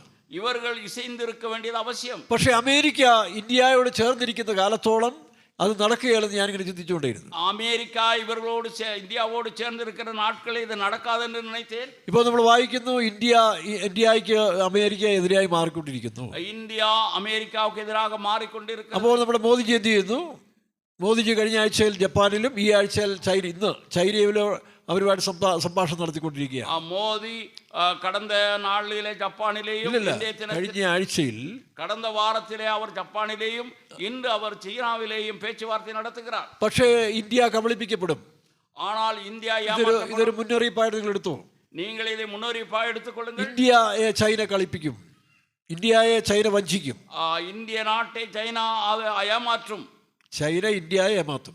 ചൈന ഇന്ത്യയെ ഏമാത്തും. പക്ഷേ വഞ്ചിക്കപ്പെടാതെ സൂക്ഷിക്കുക. നാം വഞ്ചിക്കപ്പെടാமல் നമ്മെ കാത്തുകൊള്ളുക. ആ നാളുകളിൽ വലിയ യുദ്ധം ചൈന ഇന്ത്യക്ക് നേരെ ഉണ്ടാക്കും. அந்த നാടുകളിലെ ചൈന ഇന്ത്യക്ക് എതിരാக. നമുക്കറിയാം നെഹ്റു ഭരണമേറ്റ കാലത്തിൽ നെഹ്റു പ്രധാനമന്ത്രിയായി ഇരിക്കും പൊழுது സമാധാന രാജ്യം ചേരിചേരാ നയം നൺ അലയൻസ് രാജ്യമാണെന്ന് പറഞ്ഞ് പ്രഖ്യാപിച്ച് ഞങ്ങൾക്ക് യുദ്ധമില്ല, ഞങ്ങൾ ആരോടും പ്രതികരിക്കാനും വരുന്നില്ല, ഞങ്ങൾ സമാധാനമായി ജീവിക്കുന്നു പറഞ്ഞ് സ്വസ്ഥമായി ജീവിക്കുന്ന കാലത്തിൽ ചേരാ കൂട്ടായ്മ എൻகிற அந்த கட்டமைப்பை உண்டு பண்ணி സമാധാനമായി வாழ்ந்துകൊണ്ടിരിക്കും பொழுது പാവം നെഹ്റു തന്റെ ജ്ഞാനം ബുദ്ധിയുള്ളൊരു മനുഷ്യൻ വിചാരിച്ചു ആരും തങ്ങളെ എതിർക്കില്ലെന്നാണ് വിചാരിച്ചത്. നേരു തന്നുடைய അറിവിലായി ആരും നമ്മോട് യുദ്ധത്തിற்கு வரமாட்டார்கள். AK-47 കണ്ടുപിടിച്ച കാലത്തിൽ AK-47 കണ്ടുപിടിച്ച പൊழுது ചൈന ഇന്ത്യയെ കയറി ആക്രമിക്കാൻ തുടങ്ങി. ചീന ദേശം നമ്മുടെ ഇന്ത്യ നാട്ടെ അവർ ആക്രമിത്താர்கள். അവർ AK-47 കൊണ്ടുവന്ന് അനേകരെ ചുട്ടു ശരിയാക്കി. AK-47 മൂലமாக അനേകരെ കൊണ്ടാர்கள். ഇവിടെ നൺ അലയൻസ് രാജ്യം എന്ന് പറഞ്ഞുകൊണ്ട് സമാധാനം പ്രഖ്യാപിച്ചുകൊണ്ടിരുന്ന നെഹ്റു സമാധാനത്തെ കൂറിക്കൊണ്ടിരുന്ന നെഹ്റു ബ്രിട്ടീഷുകാർ ഉപേക്ഷിച്ച് പോയതായ ആ പഴഞ്ചൻ തോക്കുകളെല്ലാം പെറുക്കിക്കൊണ്ട് പോയി അവരുടെ മുമ്പിൽ നിൽക്കാൻ കഴിയാതെ വന്നു. ഈ பிரிட்டிஷாருக்கு விட்டு சென்றதான அந்த யுத்த ஆயுதங்களை வைத்து பழைய ஆயுதங்களை வைத்து அவர்கள் யுத்தம் செய்து தோற்று போனார்கள். അവർ പുതിയ AK-47 ആയിരക്കണക്കിന് പട്ടാളക്കാരെ കൊന്നുകളഞ്ഞു. அவர்கள் எந்திர துப்பாக்கியினால் அநேக போர் வீரர்களை கொண்டார்கள். അതേ ഒരു ചതിവ് ചൈനയ്ക്ക് വീണ്ടും ഇന്ത്യയുടെ മേൽ ഉണ്ടാകാൻ പോവുകയാണ്. அதே மாதிரியான ஒரு சதியை இந்திய நாட்டிற்கு எதிராக சீனா செய்ய போகிறது. അതുകൊണ്ട് ഇത് ആരെങ്കിലും രാഷ്ട്രീയ നേതാക്കന്മാർ കേൾക്കുന്നെങ്കിൽ കേട്ടോട്ടെ, നിങ്ങൾ സൂക്ഷിക്കണം. இதை நாட்டின் தலைவர்கள் யாராவது கேட்டால் நீங்கள் கவனமாக இருக்க வேண்டும். കാരണം വരും കാലത്തിൽ ഇന്ത്യയിൽ ഒരു അഴിവുണ്ടെന്നുള്ളതിന് ഒരു ചെറിയ വാക്യങ്ങൾ ബൈബിളിലുണ്ട്. അത് ഞാനിപ്പോൾ പറയുന്നില്ല, പിന്നീട് ഒരിക്കലും അതിനെ വിസ്താരമായിട്ട് പറയാം. வருநாட்களிலே இந்தியாவுக்கு நடக்க போகிறதான ஒரு காரியத்தை வேதாவும் குறிப்பிட்டிருக்கிறது. அதை வருநாட்கள் நான் சொல்லுகிறேன். ഇപ്പൊ തന്നെ ചൈന സംസാരിച്ചുകൊണ്ടിരിക്കുമ്പോൾ എനിക്ക് തോന്നുന്നത് പാക് അധിനിവേശ സ്ഥലവും അതുപോലെ അവരുടെ സിൽക്ക് ഹൈവേക്കും മോദിജി അനുവാദം കൊടുക്കണമെന്ന് ആവശ്യപ്പെടും. പക്ഷേ ആവശ്യപ്പെട്ടാലും ഇല്ലെങ്കിലും ചൈന നടത്തിയെടുക്കുകയും ചെയ്യും. அவர்கள் பாகிஸ்தானில் இருக்கிறதான அந்த இடங்களையும் அதே போல சீனாவிலிருந்து வரக்கூடியதான அந்த ஒரு ரோடையும் அவர்கள் உண்டாக்க வேண்டும் என்று மோடி ഇതിനെല്ലാം സമ്മതിച്ചു പോയാൽ, இதற்கு அவர் அனுமதித்தால் പിന്നീടും ആ ചതിവ് വീണ്ടും വരും. மீண்டும் இதை போன்றதான ஒரு சதிவு நமக்கு வரும். അങ്ങനെ ചൈന ആ യെരുശലേമിലേക്ക് പോകാൻ ഈ പറഞ്ഞ രാജ്യങ്ങൾ പാകിസ്ഥാനും അഫ്ഗാനിസ്ഥാനും ഇറാനും എല്ലാം താണ്ടി അവസാനം യൂഫ്രട്ടീസ് നദിയും താണ്ടി അവര് യെരുശലേമിലേക്ക് പോകേണ്ട പ്ലാനാണ് അവർ കാണുന്നത്. പാകിസ്ഥാനെയും അഫ്ഗാനിസ്ഥാനെയും താണ്ടി യൂഫ്രട്ടീസ് നദി മൂലமாக അവர்கள் യെരുശലേമുக்கு യുദ്ധത്തിற்கு പോവാர்கள். അപ്പം രണ്ടാമത്തെ ശക്തി, ഒന്ന് റഷ്യയുടെ കീഴിലുള്ളതായ ആ ശക്തികൾ, മറ്റത് ഒന്ന് പ്രധാനമായി റഷ്യാവുക്ക് കീഴിൽ ഇരിക്കുന്ന നാടുകൾ, മറ്റൊന്ന് കിഴക്കൻ രാജ്യങ്ങൾ, இரண்டாவது கிழக்கத்திய நாடுகள். അപ്പൊ ആ യുദ്ധത്തിന് ശേഷം, ചൈന ഇന്ത്യയായിട്ടുള്ള ഒരു യുദ്ധത്തിന് ശേഷം, ചീനാവുക്കും ഇന്ത്യவுக்கும் നടക്കുന്ന യുദ്ധത്തിற்கு പിൻ ഇവരെല്ലാം കൂടെ ഒന്നിച്ചു പോകേണ്ടതായ ഗതികേട് വരും. ഇവരെല്ലാം വിസൈந்து പോകേണ്ടത് വരും. 20,000 കോടി എന്നാ പറയുന്നത്. 20,000 കോടി യുദ്ധവീരന്മാരാണ് ഈ യെരുശലേമിലേക്ക് പ്രവേശിക്കുന്നത്. 20,000 കോടി യുദ്ധ വീരர்கள் യെരുശലേമുக்குள் പ്രവേശിപ്പാர்கள். അതാണ് ഹർമദോൻ യുദ്ധം. அதுதான் அர்மகதோன் யுத்தம். കാരണം ലോകം സമാധാനത്തിലേക്ക് കൊണ്ടുവരുന്നതിന് മുൻപ് உலகம் சமாதானத்திற்கு ഈ യുദ്ധ മനുഷ്യരെല്ലാം ഇല്ലാതായി തീരണം. യുദ്ധ മനിതர்கள் അഴിയ വേണ്ടും. അപ്പൊ ഇന്ത്യ, ചൈന, ജപ്പാൻ ഈ പറഞ്ഞ പോലെ ഒന്നായി വരേണ്ടത് ആവശ്യമാണ്. ഇന്ത്യ, ചീന, ജപ്പാൻ ഇവകൾ ഇസൈந்து വര വേണ്ടത് ആവശ്യം. അവർ യൂഫ്രട്ടീസ് നദി കടന്ന് അവർ അങ്ങോട്ട് ചെല്ലും. അവர்கள் യൂഫ്രട്ടീസ് നദിയെ താണ്ടി അപ്പുറം അവന്ത പക്കം പോവാர்கள். ഈ അമേരിക്ക ഇപ്പൊ തന്നെ നോക്കി ഇസ്രായേൽ ഒറ്റപ്പെട്ടുകൊണ്ടിരിക്കുകയാണ്. ഇസ്രായേൽ അത് തനിമപ്പെടുത്തപ്പെട്ടുകൊണ്ടിരിക്കുന്നത്. അമേരിക്ക ഒഴിച്ച് ബാക്കി രാജ്യങ്ങളെല്ലാം ഇസ്രായേലിനെ എതിർത്ത് നിൽക്കുകയാണ്. അമേരിക്ക തവിര മറ്റേ എല്ലാ നാടുകളും ഇസ്രായേലെ എതിർക്കുന്നത്. ഇസ്രായേലിനെ എതിർത്തിരിക്കുമ്പോൾ അമേരിക്ക ഇപ്പൊ സപ്പോർട്ട് കൊടുക്കുന്നുണ്ട്. അമേരിക്ക ഇസ്രായേൽ നാട്ടിற்கு ഉദവിയായിരിക്കുന്നത്. പക്ഷെ പിന്നാட்களிൽ നാളെ അമേരിക്കയിലെ ബുദ്ധിജീവികൾ ട്രംപിനോട് പറയും, മര്യാദയ്ക്ക് ഇരുന്നോളാൻ പറയും. അമേരിക്കാവിൽ ഇരിക്കുന്നതാണ് അറിവാളികൾ ട്രംപை பார்த்து சொல்வார்கள் அமைதியாயிரும். നിങ്ങളുടെ ഈ ചാട്ടം അഭ്യാസം എല്ലാം അവസാനിപ്പിച്ചിട്ട് മര്യാദയ്ക്ക് ഇവിടെ കഴിഞ്ഞുകൂടാൻ പറയും. അവർ പറയും, നിങ്ങൾ ഉங்களிடத்தில் இருக்கிறதான வேண்டாத காரியங்களை விட்டு அமைதியாயிருங்கள். കാരണം ബൈബിൾ വ്യക്തമായിട്ട് പറയുന്നുണ്ട്, യെരുശലേം പിടിക്കപ്പെടും, പാതി പ്രവാസത്തിൽ പോകേണ്ടി വരും. வேதாகமம் மிக தெளிவாய் குறிப்பிடுகிறது, യെരുശലേം പിടിക്കപ്പെടും. വെറുതെ പോയി അമേരിക്കൻ പട്ടാളക്കാരെ കൊലയ്ക്ക് കൊടുക്കണ്ട, നമ്മുടെ സാമ്പത്തികം തകർക്കണ്ട, നമ്മുടെ സമ്പാദ്യം ഇല്ലാമലാക വേണ്ട, നമ്മുടെ വീരர்கள் അഴിയ വേണ്ട. അങ്ങനെ അമേരിക്ക അതിൽ നിന്ന് പിന്മാറും, ഇസ്രായേലിനെ കൈവിടും. അമേരിക്ക ഇസ്രായേലിനെ കൈവിടും, ഇസ്രായേൽ ഒറ്റപ്പെടും, ഇസ്രായേൽ തനിമപ്പെടുത്തപ്പെടും. ഈ ഇസ്രായേലാണ് ഇനി വരാൻ പോകുന്ന ലോകത്തിന്റെ ക്യാപിറ്റൽ സെന്റർ അല്ലെങ്കിൽ തലസ്ഥാന നഗരം. அந்த இஸ்ரவேல் தேசமே നമ്മുടെ ഉലകത്തിൻ തലനഗരமாக മാറും. ഇതിനെ ആര് പിടിക്കുന്നു അവരാണ് ഭരിക്കാൻ പോകുന്നത്. அதை யார் பிடிக்கிறார்களோ அவர்கள் உலகத்தை அரசாளுவார்கள். അതാണ് ഇസ്ലാമിസ്റ്റുകൾ പറയുന്നത്, ഞങ്ങൾ ഇമാം മഹദിയുടെ കീഴിൽ ഇസ്ലാമിസ്റ്റ് തീവ്രവാദികൾ പറയുന്ന കാര്യം അതാണ്. ഇസ്ലാമിക തീവ്രവാദികൾ എന്നെ சொல்லுகிறார்கள், ഞങ്ങൾ കറുത്ത കുതിരയും കറുത്ത കൊടിയും, நாங்கள் கருத்த கொடி ஏந்தி ഇമാം മഹദിയുടെ നേതൃത്വത്തിൽ, ഇമാം മഹദിയുടെ തലമയിലെ അല്ലെങ്കിൽ അറബി രാജ്യങ്ങൾ ഉൾപ്പെടുന്ന രാജ്യങ്ങൾ, അറബി ദേശങ്ങൾ ചെയ്യുന്ന നാട് ഇസ്രായേലിനെ പിടിക്കാൻ അവരും വരും. ഇസ്രായേലെ പിടിക്കാൻ അവർ വരുവാர்கள். വലിയ തമാശയായിരിക്കും കേട്ടോ. ഇതാണ് ഫൈനൽ മാച്ച്. ഞാൻ മാച്ച് യുദ്ധം എന്നല്ല, ഇത് ഫൈനൽ മാച്ചാണ്. ഇതാണ് കടേശി ആട്ടം. അവിടെ വന്ന് ഇവരെല്ലാം കൂടെ തമ്പടിക്കും. அவர்கள் அங்கே பாளையம் இறங்குவார்கள். യെരുശലേമിനെ പിടിക്കും. அவர்கள் எருசலேமை பிடிப்பார்கள். പാലസ്തീൻ രാജ്യം പ്രഖ്യാപിക്കും. அவர்கள் பாலஸ்தீனத்தை அவர்கள் பிரகடனப்படுத்துவார்கள். പക്ഷേ ഉദ്ദേശശുദ്ധി തെറ്റായതുകൊണ്ട്, അത് അവരുടെ നോക്കം തവറാണപടിയാൽ ദൈവം ഇടപെടും. ആണ്ടവർ செயல்படுவார். അവിടെ നാച്ചുറൽ കലാമിറ്റീസ് ഉണ്ടാകും. அங்கே இயற்கை கலகம் வரும். അവിടെ പർവ്വതങ്ങൾ, ഞാൻ എൻ്റെ പർവ്വതങ്ങളോട് കൽപ്പിക്കുമെന്നാണ് ദൈവം പറയുന്നത്. நான் என்னுடைய மலைகளுக்கு கட்டளையிடுவேன். നമ്മൾ മുൻപ് ഇതൊക്കെ ചിന്തിച്ചുകൊണ്ടാണ് ഞാൻ പറയുന്നില്ല. நான் அதை குறித்து முன்பு சிந்தித்திருக்க சொல்லவில்லை. പർവ്വതങ്ങൾ എഴുന്നേൽക്കും എന്നാണ് പറയുന്നത്. അപ്പം നാച്ചുറൽ കലാമിറ്റീസിൽ അനേക ആയിരങ്ങൾ ചത്തൊടുക്കും. அப்படி മലകൾ எழும்பി விழுகிறதுனால അനേകർ അഴിവാர்கள். അവരുടെ യുദ്ധോപകരണങ്ങളിൽ ഇരിക്കുന്ന കെമിക്കൽ വെപ്പൺസ് തന്നെ തകർന്നിട്ട് അവർ തന്നെ ആ സ്ഥലത്ത് വെച്ച് തന്നെ അവരുടെ ശരീരത്തിലെ മാംസം അഴിഞ്ഞു പോകും. அவர்களுக்குள்ள இருந்ததான எரிபொருள்கள் மூலமாக அவைகள் வெடிக்கிறதுனால் அவர்கள் அழிந்து போவார்கள். പക്ഷേ ഇസ്രായേലിന് സഹിക്കാൻ വയ്യാത്ത ഉപദ്രവങ്ങൾ ആ സമയത്ത് ഉണ്ടായിക്കൊണ്ടേയിരിക്കും. அந்த നാட்களிலே സഹിக்க முடியாத ഉപദ്രവം ഇസ്രായേലർക്ക് വരും. ഈ സമയത്താണ് இந்த நேரத்தில் ഇവർ നിലവിളിക്കും, அவர்கள் கதறுவார்கள். സക്കറിയാപ്പനത്ത് വായിക്കുന്ന പോലെ പണ്ട് കുത്തിയവന് നേരെ നിലവിളിച്ച് തങ്ങൾ ദൈവത്തോട് കരഞ്ഞപേക്ഷിക്കാൻ തുടങ്ങും. அவர்களை தீர்க்கதரிசி சொல்லி இருக்கிற பிரகாரமாய் தாங்கள் குத்தினவர்களை அவர்கள் நோக்கி பார்ப்பார்கள். യെശയ്യാ 63 അധ്യായത്തിന് 3 വാക്യത്തിൽ വായിക്കുന്ന പോലെ ബൊസ്രയുടെ മേൽ ഞാൻ ചിറക് പിടിത്തും. കർത്താവ് ബൊസ്രയിൽ ഇറങ്ങി ഈ ശത്രുക്കൾക്ക് എതിരായിട്ടൊരു ന്യായവിധി. 63 அதிகாரத்திலே போஸ்ராவின் மேல் நான் இறங்கி அவனுடைய சத்துருக்கு எதிராக செயல்படும். ആക്ഷരികമായ വാളൊന്നും യേശുവിന് ആവശ്യമില്ലല്ലോ. യേശു ആക്ഷരികമായ വാളെടുത്ത് വിട്ടു എന്നാണ് ചിലർ പറയുന്നത്. അങ്ങനല്ല കേട്ടോ. അത് ആവിക്കുரிய അർത്ഥത്തിൽ അപ്പടിയല്ല. ചില പ്രാസംഗികന്മാരൊന്നും യേശു വാളെടുത്തിട്ട് എല്ലാത്തിനും വെട്ടും, ആ രക്തം തെറിച്ച് തൻ്റെ ഉടുപ്പ വീഴുന്നൊക്കെയാണ്. അങ്ങനെ യേശുവിന് വാളെടുക്കേണ്ട ആവശ്യമില്ല. சில குறிப்பிடுகிறார்கள் இயேசு வாள் எடுத்து வீசுவார், அவருடைய ரத்தம் அவருடைய வஸ்திரத்திலே படும். തർജ്ജമയിലും വ്യാഖ്യാനത്തിലും വന്ന തെറ്റാണ്. இப்படி தவறாய் அவர்கள் விளக்கம் அளிக்கிறார்கள். കാരണം യേശു പത്രോസിനോട് നിന്റെ വാൾ ഉറയിലിടുക. இயேசு பேதுருவை பார்த்து சொன்னான், உன் വാളാൽ എടുക്കുന്നവൻ വാളാൽ ചാകും. വാളை എടുക്കുന്നവൻ വാളാൽ വീഴും. യേശുവിന്റെ വലിയ വാളുണ്ട്. യേശുവിന്റെ ഒരു വാളുണ്ട്. യേശുവിന്റെ കരത്തിലെ വാൾ, അതാണ് ജീവനും ചൈതന്യമുള്ളതും ഏത് സന്ധിമജ്ജകളെ തുളച്ചെല്ലുന്നതായ ദൈവത്തിന്റെ വചനമെന്ന വാൾ. ജീവനും വല്ലമയും ഉള്ളതും എന്ത് കണുക്കളെയും ഉരുവ കുത്തുகிறதுமான தேவனுடைய வார்த்தை. വചനമെന്ന വാൾ തന്റെ വാൾ ഉപയോഗിക്കുമ്പോൾ, വചനം എன்கிறத വാളை ഉപയോഗപ്പെടുത്തും பொழுது ഈ വന്നിരിക്കുന്ന മിത്രങ്ങൾ തമ്മിൽ തിരിച്ചറിവില്ലാതെ ബോധം പോയിട്ട് തമ്മിൽ വെട്ടി വെട്ടി വെട്ടി വെട്ടി അങ്ങോട്ട് കൊല്ലാൻ തുടങ്ങും. അங்கே കടന്നു വന്നിരിക്കുന്നവർ ഒരുവരുക്കൊരു തങ്ങളെ വെട്ടി അവர்கள் അழிந்து போவார்கள். ഇങ്ങനെയാണ് ആ നാശം ഉണ്ടാകുന്നത്. இப்படித்தான் அந்த அழிவு வரும். അപ്പം കർത്താവിന്റെ ആ ഉടുപ്പിന്മേൽ രക്തം തെറിക്കുമായിരിക്കും.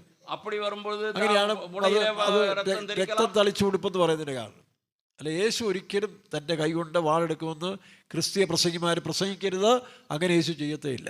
യേശു വാളെടുത്ത് വീശുവാർ എന്ന് ആരും പ്രസംഗിക്കக்கூடாது. அப்படி நடக்காது. ചുമ്മാ വേണ്ടാത്ത വ്യാഖ്യാനങ്ങളെല്ലാം മറ്റുള്ളവരെ ഷൈൻ ചെയ്യാൻ വേണ്ടി ചുമ്മാ തോന്നിവാസം പ്രസംഗിക്കുന്ന പാഷന്മാർ വരെ ഉണ്ട്. മറ്റുള്ളവർക്ക് മുന്നதாக തങ്ങളെ പെരിതായി കാട്ടിക്കൊള്ളുവதற்காக இப்படி പ്രസംഗിക്കുന്ന പോതകர்கள் இருக்கிறார்கள். പ്രത്യേകിച്ച് യൂട്യൂബിൽ ഷൈൻ ചെയ്യാനും മാർക്കറ്റ് കൂട്ടാനും വേണ്ടി വായി വരുന്നതെല്ലാം വിളിച്ചു പറയുകയും ചെയ്യും. അവர்கள் യൂട്യൂബിലെ അവர்கள் പ്രസിദ്ധമാകുന്നதற்காக ഈയിടെ ഒരു കളക്ടർ ദിവ്യ എസ് നായർ എന്ന കളക്ടർ യേശുക്രിസ്തുവിനെ പറ്റി 3 കാര്യങ്ങൾ പറഞ്ഞു. എനിക്ക് വലിയ ഇഷ്ടമായി കേട്ടോ. ഞാൻ എൻ്റെ അഭിപ്രായം പറയാം. അവர்கள் യേശുക്രിസ്തുവെ കുറിച്ച് சொன்னதான കാര്യങ്ങൾ ഭാഷകളിൽ നോക്കുമ്പോൾ, ഭാഷകളുടെ എന്താ പറയും പര്യായങ്ങൾ നോക്കുമ്പോൾ, മൊഴിയിനുடைய കാര്യങ്ങളെ കവനിക്കും പൊழுது ഒരു 4 പര്യായം കഴിഞ്ഞു കഴിഞ്ഞാൽ തെലുങ്ക്, തമിഴ്, ഹിന്ദി, സംസ്കൃതം ഇതെല്ലാം ഒരേ അർത്ഥത്തിൽ വരികയായിരുന്നു. തെലുങ്ക്, തമിഴ്, സംസ്കൃതം, കന്നഡം, മലയാളം ഇവകളെല്ലാം ഒരേ അർത്ഥം ഉടയവകൾ. 4 പര്യായം കഴിഞ്ഞാൽ, ഉദാഹരണം പറഞ്ഞാൽ, ഇപ്പൊ പൂവ്, ഫ്ലവർ, പുഷ്പം, അതിന്റെ പര്യായങ്ങൾ നോക്കിയേ. ഞാൻ എൻ്റെ 10 പര്യായം എഴുതി മാർക്ക് വാങ്ങിച്ചിട്ടുണ്ട് പണ്ട്. ഇപ്പൊ ഓർക്കുന്നില്ല. പൂവ്, സുമം, കുസുമം, മലർ, പിന്നെ എന്ന് വേണ്ട അങ്ങനെ പൂവാ ഇല്ലയോ. അതുപോലെ ഭൂമി, ധര, ദരിദ്രി, ധര, ദരിദ്രി, ഷോണി, പിന്നെ പൃഥ്വിരാജ് എന്ന് കേട്ടിട്ടില്ല ഇല്ലയോ. അതാണ് പിള്ളേരെല്ലാം ചിരിക്കുന്നു. അവന്മാർക്ക് നല്ല പരിചയം. പൃഥ്വി എന്ന് പറഞ്ഞാൽ ഭൂമിയിലെ രാജാവെന്നാണ്. ഒരിക്കൽ നമ്മുടെ സഹോദരിമാരിരുന്ന് പാടി, പൃഥ്വിയിൽ ഷണ്ണന്മാരായവർ അല്ലേ, പൃഥ്വിയിൽ ഷണ്ണന്മാരായോരിവ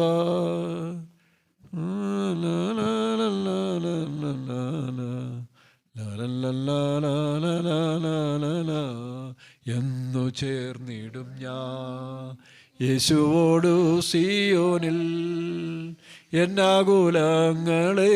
അപ്പൊ അതിൽ പൃഥ്വിയിൽ ഷണ്ണന്മാരായെന്ന് പറഞ്ഞു. ഭൂമിയിലെ അണ്ണകളാണവர்கள். ഞാൻ ചോദിച്ചു എന്തോ പൃഥ്വി എന്ന് ചോദിച്ചപ്പം അവർക്ക് അറിയത്തില്ല.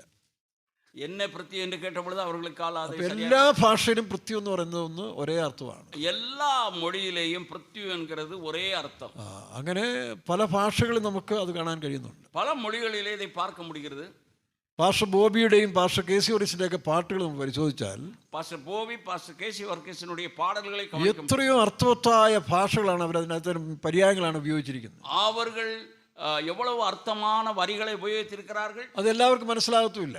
எல்லாருக்கும் அது புரியாது. അതിന് ദുർവ്യാഖ്യാനം ചെയ്യുന്നവർ പോലും ഉണ്ട്. அதை தவறாய் வியாக்கியானிக்கிறவர்கள் இருக்கிறார்கள். അപ്പൊ എന്ന് പറഞ്ഞ പോലെ அப்படி சொன்ன பிரகாரம் ഈ ദിവ്യ എസ് നായരുടെ വ്യാഖ്യാനം, இந்த ദിവ്യ എസ് നായരുടെ அந்த വ്യാഖ്യാനം, അവരുടെ വ്യാഖ്യാനം ഇല്ല അതിനകത്ത്. അവരൊരു പറഞ്ഞ പോലെ ക്രിസ്റ്റീന എന്നോ അതിൻ്റെ ഒരു ഇംഗ്ലീഷ് പോയട്രിയുടെ ഇതിനെടുത്ത് ട്രാൻസ്ലേറ്റ് ചെയ്തിട്ടെന്ന് മാത്രമേ ഉള്ളൂ. അവരുടെ ആംഗ്ല കവിതയെ അവർ മൊഴിപെയർത്തിരിക്கிறார்கள். അപ്പോൾ അതിനവരെ ക്രൂശിക്കാനും അവരെ ക്വസ്റ്റ്യൻ ചെയ്യാനും ക്ഷമ പറയണമെന്ന് പറഞ്ഞ് കുറേ ക്രിസ്തീയ പാസ്റ്റർമാരോട് എഴുന്നേറ്റ് നടക്കുന്നുണ്ട്. അവர்கள் മன்னிப்பு കേൾക്ക வேண்டும் என்று சொல்லி இதற்கெதிராக अनेक போதகர்கள். നിങ്ങൾ ബൈബിൾ വായിച്ചു നോക്കിയേ, നിങ്ങൾ വേദാമത്തെ വാസിക്കുക. യേശു കർത്തവനോട് ഉപമിക്കാൻ ബാക്കിയുണ്ട്. യേശുവിനെ കർത്തവൻ എന്ന് ഉപയോഗിക്കാൻ ബാക്കിയുണ്ട്. ആ യേശുവെ കർത്തവൻ എന്ന് சொல்வதற்கு വാക്യം இருக்கிறது. തന്നെയല്ല എത്രയോ കാര്യങ്ങൾ. യേശു സിംഹമാണെന്ന് പറയുന്നുണ്ട്. യേശു സിംഹം എന്ന് குறிப்பிடப்படுகிறது. യേശു ദാവീദിന്റെ വേരെന്ന് പറയുന്നുണ്ട്. ദാവീദിൻ വേർ എന്ന് சொல்லப்படுகிறார். യേശുവിനെ പറ്റി ഉത്തമഗീതത്തിൽ എന്തെല്ലാം കാര്യങ്ങളാണ് പറയുന്നത്. യേശുവെ കുറിച്ച് ഉന്നത പാട്ടിൽ എന്തെല്ലാം കാര്യങ്ങൾ சொல்லப்பட்டிருக்கு. തന്നെയല്ല വെളിപ്പാട് പുസ്തകത്തിൽ വ്യാഖ്യാനം 7 കൊമ്പ് 7 കണ്ണുള്ളവനെന്നാണ്. 7 കൊമ്പും 7 കണ്ണുകളും എന്ന് சொல்லி. പിന്നെ ഞങ്ങളുടെ ദൈവം രാവണനെ പോലെയാണെന്ന് ചോദിക്കാം അല്ലേ? നമ്മുടെ ആണ്ടവർ രാവണനെ പോன்றവരാ? 7 കണ്ണും 7 കണ്ണുകൾ. പണ്ട് നമ്മുടെ ഒരു ഭാഷ ഏതാണ്ട് കാര്യങ്ങൾ പറഞ്ഞപ്പോൾ അവരെന്ത് ചെയ്തു, നമ്മുടെ ഭാഷയുടെ തല 2 കൊമ്പ് വെച്ചിട്ട് ആക്ഷേപിക്കുന്നതായിട്ട് കണ്ടു. അവർ இந்த കാര്യങ്ങളെ കുറിച്ച് വിവരിച്ച പോതകളുടെ തലയിൽ 2 കൊമ്പ് வைத்தார்கள். അപ്പോൾ എന്നെ കാണിച്ചപ്പോൾ ഞാൻ പറഞ്ഞില്ല, യേശുവിന് 7 കൊമ്പുണ്ട്, ഭാഷയ്ക്ക് 2 ഉള്ളൂ. എന്നിടത്തിൽ കാട്ടിന പൊழுது ഇവർക്ക് 2 കൊമ്പ്, ஆனால் യേശുക്ക് 7 കൊമ്പ് இருக்கிறது. എന്താ അവിടെ എഴുതിയിരിക്കുന്നത്? വെളിപ്പാട് പുസ്തകം 5:6 വായിക്കുമ്പോൾ 7 കൊമ്പും 7 കണ്ണും ഉള്ളവൻ. വെളിപ്പെടുത്തിന വിശേഷം 5-ാം അധികാരം 7-ാം വചനം. അപ്പൊ ഇതിന്റെ എല്ലാം ആത്മീയ വ്യാഖ്യാനങ്ങൾ നമുക്ക് മനസ്സിലാകണം. അറിവ് ആവശ്യമാണ്. അറിവില്ലെങ്കിൽ ഈ പറഞ്ഞ പോലെ കാണുന്നതിനല്ല എങ്കിലാ വിളിക്കാനും ബസ്സിൽ കല്ലെറിയാനും ചില്ല് പൊട്ടിക്കാനും നടക്കുന്ന സംസ്കാരം കൊണ്ട് പോയാൽ എൻ്റെ കേരളമേ, അല്ലെ ക്രിസ്ത്യാനികളെ, നിങ്ങൾ എവിടെ പോയി എത്താനാ പോകുന്നത്? இதனுடைய ஆவிக்குரிய அர்த்தத்தை புரிந்து கொள்ளாமல் உலக பிரகாரமான காரியங்களை நாம் அர்த்தம் எடுப்போம் என்றால் கேரளம் எங்கே போய் கொண்டிருக்கிறது? അതുകൊണ്ടാണ് നമ്മൾ അതിന്റെ നല്ല വശങ്ങൾ എടുത്ത് വളർച്ചയുള്ളവരായി തീരണം. നാം നല്ല കാര്യങ്ങളെ എടുത്തുകൊണ്ട് നാം തേറിനവളാക வேண்டும். അതാണ് സദൃശ്യവാക്കുകൾ പറയുന്ന ജ്ഞാനം, അല്ലെങ്കിൽ തിരുക്കുറൾ പറയുന്ന അറിവ് എന്ത് ചെയ്യും? അതിരുകാക്കും കരുവി. ஆகவேதான் திருக்குறளை நாம் வாசிக்கிறோம், அறிவு அதிர்காக்கும் கருவி. ഇപ്പോൾ മിണ്ടാതിരിക്കുക. സംശയം വല്ലതും ഉണ്ടെങ്കിൽ പിന്നെ നമുക്ക് സംസാരിക്കാം. അത് ജ്ഞാനക്കുറവുകൊണ്ടാണ് ഇങ്ങനെ നമ്മൾ ഇടയ്ക്ക് ഇങ്ങനെ പ്രോഗ്രാം സംസാരിക്കുന്നത്. അഭിപ്രായം ഉണ്ടെങ്കിൽ നമുക്ക് പിന്നെ സംസാരിക്കാമല്ലോ. ഞാനല്ലേ ഇവിടെ ഫുൾ ടൈം ATM പോലെ ഇരിക്കുകയല്ലേ 24 മണിക്കൂർ. 24 മണി നേരമോ നിങ്ങൾ നമുക്ക് ഡിസ്കസ് ചെയ്യണം എപ്പോഴും.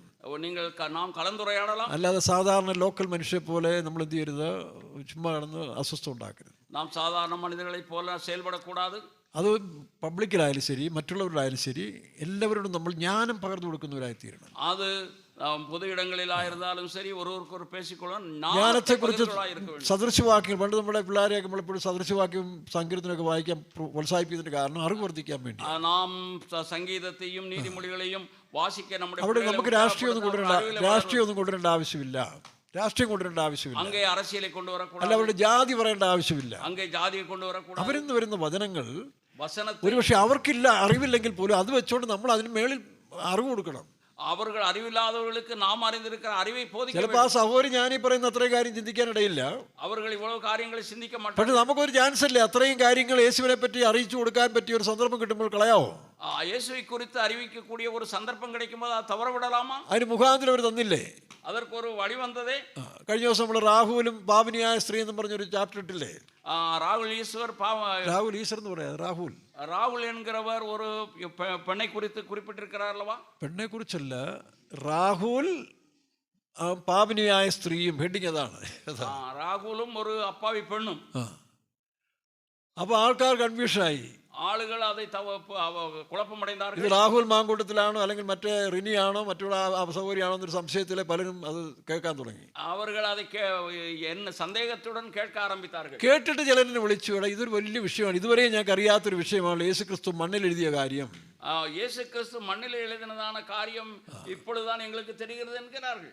അപ്പൊ ആ ഹെഡിങ് ഇട്ടവന് ഒരു പ്രയാസം വന്നു. ഇത് ഇട്ട് കഴിഞ്ഞാൽ നാളെ ക്വസ്റ്റ്യൻസ് വരുമോ? இதை போட்டவர்கள் நினைத்தார்கள் இது போட்டால் கேள்விகள் வரும். കേൾവി വരട്ടെ, കേൾവി വരുമ്പോഴല്ലേ നമുക്ക് സംസാരിക്കാം, അടുത്ത ടോപ്പിലേക്ക് വരും, അങ്ങനെയല്ലേ അറിവുണ്ടാകും. அப்படி கேள்வி கேட்கிறதுனால் நாம் புது புது தலைப்புகளிலே பேச അല്ല வாய்ப்பு இருக்கு. ചീത്തയും തെറിയൊന്നും പറയേണ്ട ആവശ്യമില്ല, അതാണ് അറിവ് വർദ്ധിക്കും. அதனால் அறிவு பெருகும்பொழுதே நாம் கெட்ட வார்த்தைகள் பேச வேண்டாம். അപ്പൊ ഇയ്യോബിന്റെ പുസ്തകം വായിക്കുമ്പോൾ അറിവില്ലാത്ത മനുഷ്യർ തമ്മിൽ സംസാരിച്ച് അവസാനം അറിവുള്ളവർ വന്നപ്പോൾ ഇവരെല്ലാം അറിവുള്ളവരായി മാറി. அறிவில்லாத மனிதர்கள் பேசி பேசி அறிவுள்ளவரிடத்தில் பழகினதினால் அவர்களும் அறிவுள்ளவானார்கள் என்று. ഇതുപോലെ ഞാനും നിങ്ങളുമൊക്കെ അറിവിലൊന്നും തികഞ്ഞവരല്ല. நானும் நீங்களும் அறிவிலே ഇനി தேர்ந்தவர்கள். എത്രയോ കാര്യങ്ങൾ അറിയാൻ കിടക്കുക. எவ்வளவோ காரியங்களை நாம் தெரிந்து கொள்ள അപ്പൊ வேண்டும். അത് ഈ സോഷ്യൽ മീഡിയയിൽ നല്ല കാര്യമാണ്. സോഷ്യൽ മീഡിയ ഒരാൾ അങ്ങനെയും പറയട്ടെ, ഒരാൾ ഇങ്ങനെയും പറയട്ടെ. ஒருவர் அப்படி ஒருவர் இப்படி നമ്മൾ കയറി അങ്ങോട്ട് ഇതാണ് ശരിയെന്ന് സ്ഥാപിക്കുന്നതിന് മുൻപേ இதைதான் சரி என்று நான் നമ്മുടെ അഭിപ്രായം പറയുക. நாம் நம்முடைய கருத்தை சொல்லுவோம். അടുത്ത അതിന് മേളിൽ ആരെങ്കിലും പറയുന്നത് പറയട്ടെ. அதற்கிடையே எதிர்கருத்து சொல்லட்டும். ഞാൻ പറയുന്ന ശരിയെന്ന് പറയണ്ട, நாம் சொல்லுகிறது சரி என்று അവൻ പറയുന്നത് തെറ്റാന്നും പറയണ്ട. அவன் சொல்லுகிறது தவறு என்று சொல்ல வேண்டாம். അതും വായിക്കുക, ഇതും വായിക്കുക. நீங்கள் அதையும் இரண்டையும் வாசியுங்கள். അതിനുശേഷം അടുത്ത ആൾ പറയുമ്പോൾ അതും വായിരേ. அடுத்தவர் சொல்லுவதையும் நீங்கள் യോബിന്റെ പുസ്തകം വായിക്കുമ്പോൾ யோபுடைய புத்தகத்தை வாசியுங்கள். യോബിന്റെ സ്നേഹിതന്മാരെല്ലാം വലിയ ജ്ഞാനികളായിരുന്നു. யோபுடைய சிநேகிதர்கள் பெரிய ஞானிகளாக இருந்தார்கள். യോബ് അതിനേക്കാൾ വലിയ ജ്ഞാനിയായിരുന്നു. யோபு அதை விட பெரிய ஞானி. പക്ഷെ അവസാനം ഇവരുടെ എല്ലാം പോഷത്വം വന്ന് വെളിപ്പെടുകയാണ് ചെയ്യുന്നത്. முடிவிலே அவர்களுடைய தப்பிதங்கள் வெளிப்பட்டது. 32-ാം അധ്യായത്തിൽ വരുമ്പോൾ 32வது அதிகாரம் ഒരു ചെറുപ്പക്കാരൻ വന്ന് അവരോട് സംസാരിച്ചപ്പോൾ അവർ വായടഞ്ഞു പോയി. ஒரு வாலிபன் வந்து பேசின பொழுது அவர்கள் വായടച്ചു போனார்கள். എലിഹു, எலிகோ என்பது ആ വാക്കിൽ തന്നെ ഒരു ദൈവീയാംശം ഉണ്ടല്ലോ. ഏലിയേഹു என்பது ഒരു ദൈവീയ. എബ്രായ ഭാഷയിൽ ഏൽ എന്ന് പറയുന്നത് ദൈവത്തെ പ്രദാനം ചെയ്യുന്നതാണ്. ஏல் என்று சொல்வது ஆண்டவரை குறிப்பிடுகிறது. അറബി ഭാഷയിൽ അൽ എന്നാണ് അവർ പറയുന്നത്. അറബി ഭാഷയിൽ അത് അൽ എന്ന് குறிப்பிடப்படுகிறது. അതുകൊണ്ട് അല്ലെന്ന് പറയുന്നത് തെറ്റെന്ന് പറയാൻ പോകണ്ട. അല്ലെന്ന് പറഞ്ഞ ദൈവത്തെ അവർ പ്രതികാരം ചെയ്യുന്നതാണ് അൽ. അൽ എന്നാൽ ആണ്ടവരെ പ്രതിനിധിയാക്കൊള്ളുகிறார்கள். മറ്റത് ഏൽ. ഏലി. നമുക്കിതൊന്നും അറിയത്തില്ല, അതായത് നമ്മൾ ദൈവം എന്ന് പറയും, അല്ലെങ്കിൽ ഈശ്വരൻ എന്ന് പറയും. നമുക്ക് ഇവകളെല്ലാം தெரியாத നാം ആണ്ടവർ എന്നും ഈശ്വരൻ എന്നും. ഇതിപ്പോ ഈ സോഷ്യൽ മീഡിയ കൊണ്ട് എന്തുമാത്രം കാര്യങ്ങൾ നമ്മൾ അറിയുന്നു. സോഷ്യൽ മീഡിയ മൂലமாக അനേക കാര്യങ്ങൾ അറിഞ്ഞു കൊള്ളുகிறோம். ടീപ്പേക്കാരായി നമുക്ക് ചില അഹങ്കാരം ഇല്ലായിരുന്നു. ചിലർക്ക് ഞങ്ങൾ മാത്രമാണ് ഇതെല്ലാം പഠിച്ചിരിക്കുന്നത്, ഞങ്ങൾക്ക് മാത്രമേ അറിയത്തുള്ളൂ എന്നുള്ള അഹന്തയുള്ള മനുഷ്യന്മാരാകിയ നമുക്കുള്ള ഒരു മേട്ടിമേ ഇരുന്നത് നാം എല്ലാം കറ്റു വയ്ത്തിരിக்கிறோம். നമ്മളിപ്പോൾ ഈ സോഷ്യൽ മീഡിയയിൽ പലതും കേൾക്കാനും കാര്യം ചെയ്യുമ്പോൾ നമ്മളെക്കാൾ എത്രയോ കാര്യങ്ങൾ, നല്ല കാര്യങ്ങൾ പറയുന്ന മനുഷ്യർ നമ്മളെപ്പോലെ പറയുന്നവരുണ്ട്, നല്ല കൂടുതൽ പറയുന്നവരുണ്ട്. നമ്മൾ ഇവിടെ അധികമായി പേസുகிறவர்களுം സോഷ്യൽ മീഡിയയിൽ ഇരിக்கிறார்கள். കഴിഞ്ഞ ദിവസം ഒരു ഓർത്തഡോക്സ് അച്ഛൻ, கடந்த നാட்കളിലെ ഓർത്തഡോക്സ് ചർച്ചിനുடைய ഒരു അച്ഛൻ, പെന്തിക്കോസുകാരോട് ബദ്ധവൈരാഗിയായ ഒരു മനുഷ്യൻ, പെന്തക്കോസ്തുകാരുടെ മിகவும் എതിരായിരുന്നവർ, കുമരകാരൻ ഒരു അച്ഛൻ പറഞ്ഞു, ഞാൻ ജനിച്ചപ്പോൾ തൊട്ടേ പെന്തിക്കോസുകാരുടെ എതിർ കാര്യങ്ങൾ പഠിച്ച് എനിക്ക് അവരെ ഭയങ്കര വെറുപ്പായിരുന്നു. நான் பிறந்தது முதலே பெந்தகோஸ்தக்காரர்களை குறித்து எதிர்த்து நினைத்து பேசி എന്നാൽ எனக்கு எதிரிகளான തൂത്തുക്കുടിയിൽ വെച്ചൊരു പെന്തിക്കോസുകാരെ പരിചയപ്പെടാനും ചില കാര്യങ്ങൾ സംഭവിച്ച ശേഷം തനിക്ക് ആ ചിന്ത മാറി. തൂത്തുക്കുടിയിൽ வைத்து ഒരു പെന്തകോസ്തക്കാരെ സന്ധിച്ച് ഉറയാടിന പൊழுது എന്നെ മാറിനത്. ആ ബിഷപ്പ് തുറന്നു പറഞ്ഞില്ലേ, അവർ തിറന്ന് പേസിനാറേ, ഞാനത് അയക്കാവുന്നവർക്കെല്ലാം അയച്ചു കൊടുത്തു. ഞാൻ അത് അണുപ്പ വേണ്ടിയുള്ളവർക്കെല്ലാം അണുപ്പിനെ. പുള്ളി പറയുന്നത് അതെന്റെ മതം, ഓർത്തഡോക്സ് മതമാണ് എന്നെ അങ്ങനെ ചിന്തിപ്പിച്ചത്. ഓർത്തഡോക്സ് മതം എന്നെ അപ്പടി, ഞാൻ വളർന്നു വന്ന ഓർത്തഡോക്സ് മതമാണ് എന്നെ അങ്ങനെ ചിന്തിപ്പിച്ചത്. ഞാൻ വളർന്നു വന്ന ഓർത്തഡോക്സ് മതം എന്നെ അപ്പടി. എന്നാൽ യേശുക്രിസ്തുവിന്റെ മാർഗം എന്നെ പഠിപ്പിച്ചു, ശത്രുക്കളോട് സ്നേഹിക്കണം, നന്മ ചെയ്യണം. യേശുക്രിസ്തുവിന്റെ മാർഗ്ഗം ശത്രുവിനെ നേസിക്ക വേണ്ടും, നന്മ. അപ്പൊ യേശുക്രിസ്തുവും ബൈബിൾ സുവിശേഷവുമാണ് പ്രാധാന്യം. യേശുക്രിസ്തു സുവിശേഷം താൻ. ഞാൻ ഉൾപ്പെടുന്ന മതമല്ല വിഷയം. ഞാൻ குறிப்பிடுகிற മതം മുഖ്യം. ഇതുപോലെ ഓരോ വ്യക്തിക്കും ഓരോ മതമുണ്ട്. മതം ഞാൻ അഭിപ്രായം. ഓരോ നബർക്കും ഒരു മതം ഇരിക്കുന്നത്, അത് എന്നുடைய അഭിപ്രായം. ബി.ടി. തോമസ് സാർ പറഞ്ഞ പോലെ അഭിപ്രായമല്ല ഇരുമ്പലൊക്കെ ഒന്നും അല്ലെന്നേ. ഇതാ പറയുന്ന അഭിപ്രായങ്ങളെല്ലാം ശരിയാകണമെന്നൊന്നുമില്ല. ചൊല്ലുകിற അഭിപ്രായങ്ങളെല്ലാം ശരിയെന്ന് എടുത്തുകൊള്ളാം. അതുകൊണ്ട് ശിഷ്യന്മാരുടെ നാവ് ഞാൻ അവർക്ക് കൊടുത്തെന്നാ പറഞ്ഞു. സീസറുடைய നാവെ അവർക്ക് യശയ്യാപ്രവചനം വായിക്കുമ്പോൾ ഞാൻ അവർക്ക് ശിഷ്യന്മാരുടെ നാവ് കൊടുത്തു. ഞാൻ സീസറുடைய നാവെ കൊടുത്തു. കൽവിമാനരിൽ കற்றுക്കൊള്ളുகிறവരുടെ നാവെ കൊടുത്തു. അപ്പൊ കറ്റുകൊണ്ടേ ഇരിക്കണം. നാം കற்றுകൊണ്ടേ ഇരിക്ക വേണം. അതൊരു രസമല്ലേ, ജീവിതകാലം മുഴുവൻ ഇങ്ങനെ പഠിച്ചുകൊണ്ടേ ഇരിക്കണം. வாழ்க்கை മുഴുവൻ കற்றுകൊണ്ടേ ഇരിക്ക വേണം. പഠിച്ചു തീർന്നെന്ന് പറയരുത്. പഠിത്ത് നിറവടൈந்தேன். തമിഴ് പറയല്ലോ, ചുടും വര സൂര്യൻ, சுடும் வரை சூரியன், ചുറ്റും വര ഭൂമി, சுற்றுவரை பூமி, ഓടും വര നദി, ஓடும் வரை நதி, പിളയ്ക്കും വര മനുഷ്യൻ, பிழைக்கும் வரை மனிதன். അവൻ ചത്തുപോയപ്പോൾ അവനില്ലല്ലോ. അവൻ മരിത്താൽ അവൻ മനിതനല്ല. ഒരു നദി എന്ന് പറയുന്നത് ഓടിക്കൊണ്ടിരിക്കുമ്പോഴാണ് നദി എന്നുള്ള വ്യാഖ്യാനം വരുന്നത്. നദി ഓടിക്കൊണ്ടിരിക്കും പൊழுது നദി എന്ന് പേർ പെറുகிறது. ഞങ്ങളുടെ നാട്ടിൽ പറയും, കുട്ടനാട്ടിൽ പറയും, ഒഴുക്ക് നീറ്റിൽ അഴുക്കില്ലെന്ന് പറയും. ഒഴുകുകിற തണ്ണീരിൽ അഴുക്കില്ല എന്ന് കുട്ടനാട്ടിൽ சொல்வார்கள். പണ്ട് കാലത്തില് വർഷങ്ങൾക്ക് മുമ്പ്, വർഷങ്ങൾക്ക് മുൻ, ഈ അല്പം സാമാന്യ കപ്പാസിറ്റി ഉള്ളവർ മാത്രമേ വീടുകളിൽ ഈ ടോയ്ലറ്റ് ഒക്കെ ഉണ്ടാകത്തുള്ളൂ. கொஞ்சம் வசதி உள்ளவர்கள் தான் வீட்டில் கழிவறை வைப்பார்கள். വളരെ ചുരുക്കം പേര്, മിகவும் ചുരുക്കമാനവர்கள். ബാക്കി കുട്ടനാട്ടില് വിശാലമായി കിടക്കുന്ന എല്ലാ കരിക്കാരും, ചന്തങ്കരി, കണ്ണങ്കരി, ഗ്രാമങ്കരി എന്നൊക്കെ പറഞ്ഞുകൊണ്ടല്ലോ ഒരു പാട്ട് കൂടെ ഉണ്ടെന്ന് തോന്നില്ലേ, എവിടെ കേട്ടോ ഒരിക്കൽ. അപ്പോൾ ഈ കരി പാർട്ടികളെല്ലാം തന്നെ, കരി എന്ന് പറഞ്ഞാൽ ഇത് ഗ്രാമത്തിനെ പറ്റി പറയുന്നത്, കരയിൽ നികത്തിയെടുത്ത സ്ഥലത്തിനെയാണ് കരി എന്ന് പറയുന്നത്. കരയായി നികത്തിയെടുത്ത സ്ഥലത്തിന് കരയാക മാറ്റിയെടുത്തത് കരി എന്ന് അങ്ങനെ ഒരുപാട് കരികളുണ്ട് കുട്ടനാട്ടിലെ. ഒരുപാട് ഇതേമാതിരി ഊരുകൾ ഇരിക്കുന്നത്. അപ്പോൾ വളരെ വർഷങ്ങൾക്ക് മുമ്പേ, നീണ്ട വർഷങ്ങൾക്ക് മുമ്പ് എല്ലാവരുടെ ടോയ്ലറ്റും ഈ ആറ്റിൽ തന്നെയാണ്. എല്ലാവരും കളിവറ നടക്കുന്നത് ആറ്റിലെ, തുണി അലക്കുന്ന ആറ്റിലെ, തുണി തുവയ്പ്പതും ആറ്റിലെ, കുളിക്കുന്ന ആറ്റിലെ, കുളിക്കുന്നതും ആറ്റിലെ. കുളി കഴിഞ്ഞ് ഞാൻ കണ്ടിട്ടുണ്ട് ഈ കിണറും വാട്ടർ സപ്ലൈ ഇല്ലാത്ത എല്ലാ വീടുകളും ആ കുളിയും കഴിഞ്ഞ് അലക്കി കഴിഞ്ഞ് അവിടുന്ന് വെള്ളം കോരിക്കൊണ്ട് പോയി അതാണ് കുടിക്കുന്നത്. പിന്നെ അല്പസ്വല്പം പേരുകൾ കുറെ ഫിൽട്രേഷൻ ഒക്കെ വെക്കും. கொஞ்சம் அறிவுடையவர்கள் அவர்கள் அதை வடிகட்டுவார்கள். ഫിൽട്രേഷൻ ഒക്കെ വെച്ച് ശുദ്ധീകരിച്ചെടുക്കും. அவர்கள் அதை சுத்திகரித்து பயன்படுத்துவார்கள். അവർക്ക് ആർക്കും ഒരു രോഗവും വരുന്നില്ല. அவர்களுக்கு எந்த நோயும் இல்லை. നോക്കണം, അതിന് പറയുന്നത് ഒഴുക്ക് നീറ്റിൽ അഴുക്കില്ല. ഒഴുകുகிற നീരിലെ അഴുക്ക് இல்லை. അഴുക്കെല്ലാം നദി കൊണ്ടുകൊള്ളുന്നതാണ്.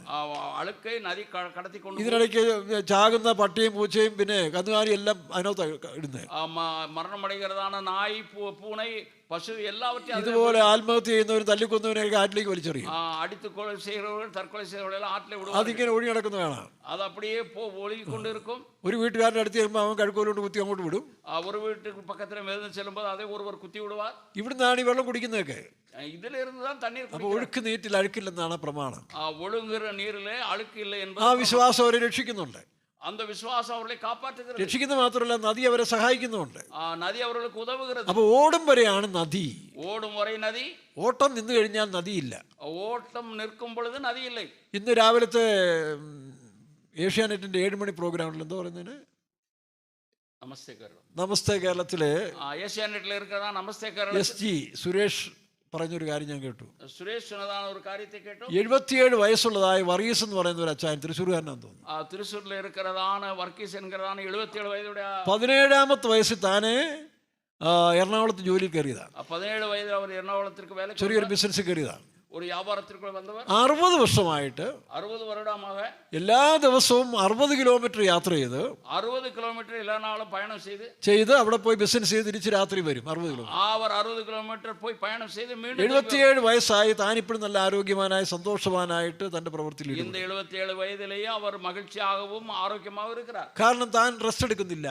അവർ ഓய்வெடுப்பதில்லை. ജോലിയിൽ താൻ വ്യാപൃതനായിരിക്കുന്നു. അവർ വേലയിൽ കവനമായി இருக்கிறார். തന്റെ ട്രെയിൻ യാത്രയിൽ അവർ അനേക സുഹൃത്തുക്കളെ താനെ സംസാരിക്കാനും എടുക്കാനും ഉണ്ട്. അനേക നண்பர்களை അവർ സമ്പാദിച്ചു. ഇപ്പൊ അവരെല്ലാം കൂടെ ചേർന്ന് അദ്ദേഹത്തിന് ഒരു ഫംഗ്ഷൻ കൊടുത്തിരിക്കുക. ഓണം ഞാനത് കേട്ടു. ആ പുള്ളി പറഞ്ഞു ഇനി ഒരു 30 വർഷം കൂടെ 100 വയസ്സ് വരെ തയ്ക്കണമെന്ന് ആഗ്രഹിക്കുന്നു. 30 ആണ്ടുകൾ വാഴ വേണ്ടുമെന്ന് നിனைக்கிறேன். ആ 100 വയസ്സ് വരെ ഈ പ്രവൃത്തി തന്നെ ചെയ്യണമെന്നാണ്. ഞാൻ வாழ்ந்திருக்கிற அந்த 100 വയതിലെ இந்த കാര്യം. കുറച്ച് കാശ് കിട്ടിയാൽ, കുറച്ച് കാശായാൽ, പണം கொஞ்சம் കുറച്ച് സൗകര്യമായാൽ, கொஞ்சம் വസതിയാനാൽ, പിന്നെ വല്ലതും തിന്നു കുടിച്ച് ഇങ്ങനെ ജാരികസേന കിടക്കുന്ന പാർട്ടികളൊക്കെ ഇല്ലേ, നന്നാக சாப்பிட்டு അവர்கள் സായ്വ് നാற்காலി, പിന്നെ വരുന്നവരോടൊക്കെ സുവിശേഷം പറഞ്ഞു തന്നെ, ഓ സുഖമില്ല, അവർക്ക് സുഖമില്ല എന്ന് சொல்வார்கள். ഷുഗറാ? ഷുഗർ എത്രയാ?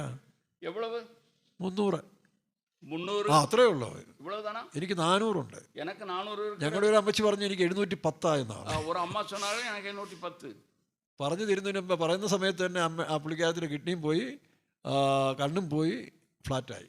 அந்த நேரத்தில் அவருடைய കിഡ്നിയും കണ്ണും செயலிழந்து கீழே விழுந்தார்கள். നല്ല ഉഷാറായി നിന്നൊരു സൗകര്യം, നല്ല ഒരു അമ്മച്ചിയാ, செழிப்பாய் இருந்தவர்கள். അപ്പോൾ ഞാൻ അവിടേക്ക് ചെന്നു. நான் அங்கே போனேன். പരിശുദ്ധാത്മാവിനോട് അവർക്ക് പ്രാർത്ഥിക്കാൻ പറഞ്ഞു. പരിശുദ്ധാവിനെ അവർക്കായി ജപിക്കും. കണ്ണൂർ പള്ളിക്കുന്നിനടുത്ത് ഉള്ള TPM പറയുന്നത്. കണ്ണൂരിലെ പള്ളിക്കുന്നിൽ ഇരിക്കുന്നതാണ് அந்த സഹോദരി പറ്റി. 2013 പ്രാർത്ഥിച്ചു.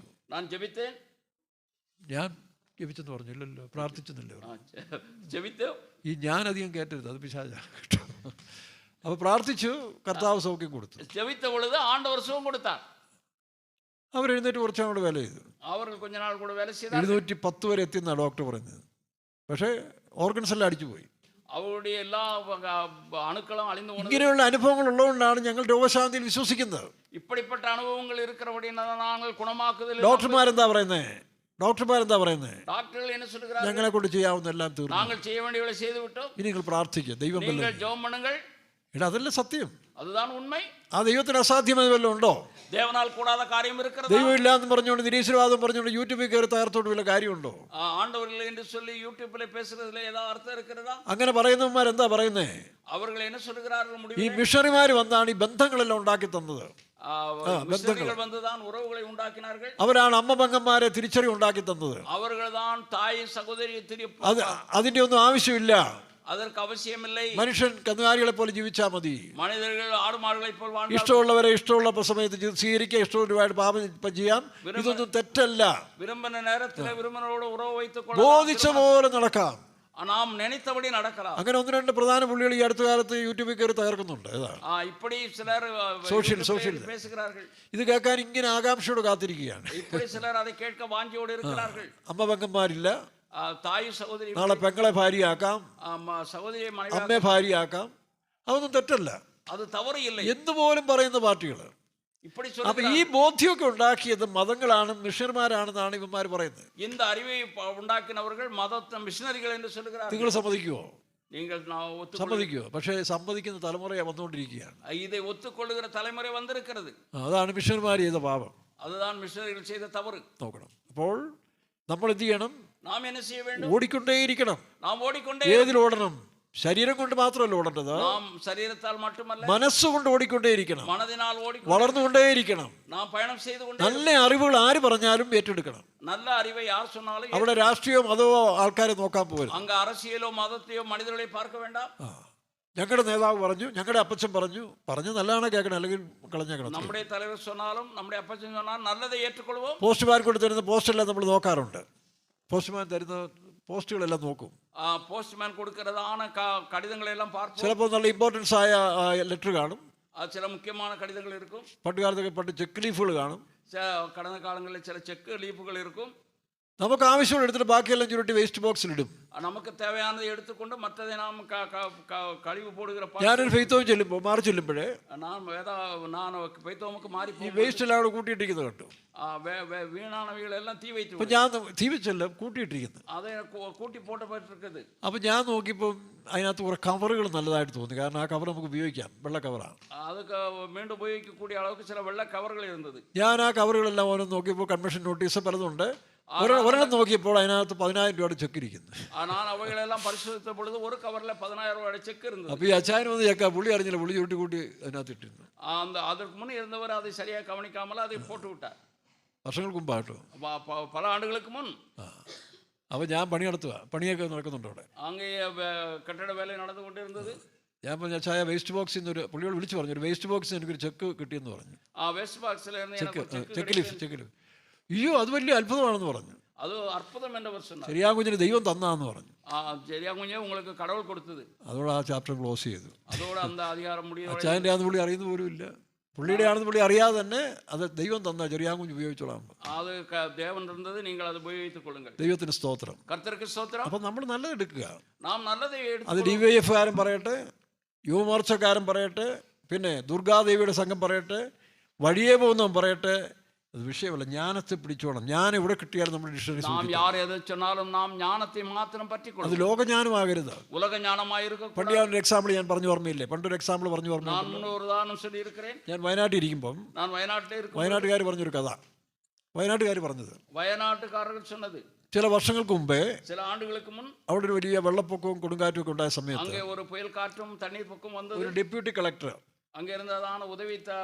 തന്റെ ഭാര്യയുമായിട്ട് മനവി അழைത്ത് യാത്ര ചെയ്ത് വരുമ്പോഴേ, അവർ പയണം ചെയ്ത് വരുമ്പോൾ, അവിടെ ഏതോ ഒരു സ്ഥലത്ത് വെച്ച് ഭയങ്കര കാറ്റും വീണ് മരമെല്ലാം വീണ് വെള്ളം പൊങ്ങി ഇദ്ദേഹത്തിൻ്റെ കാറ് ഓടയിൽ പോയി ഒരു ടയർ നട്ടെല്ലാം ഊരി അങ്ങനെ അവിടെ കിടക്കുക.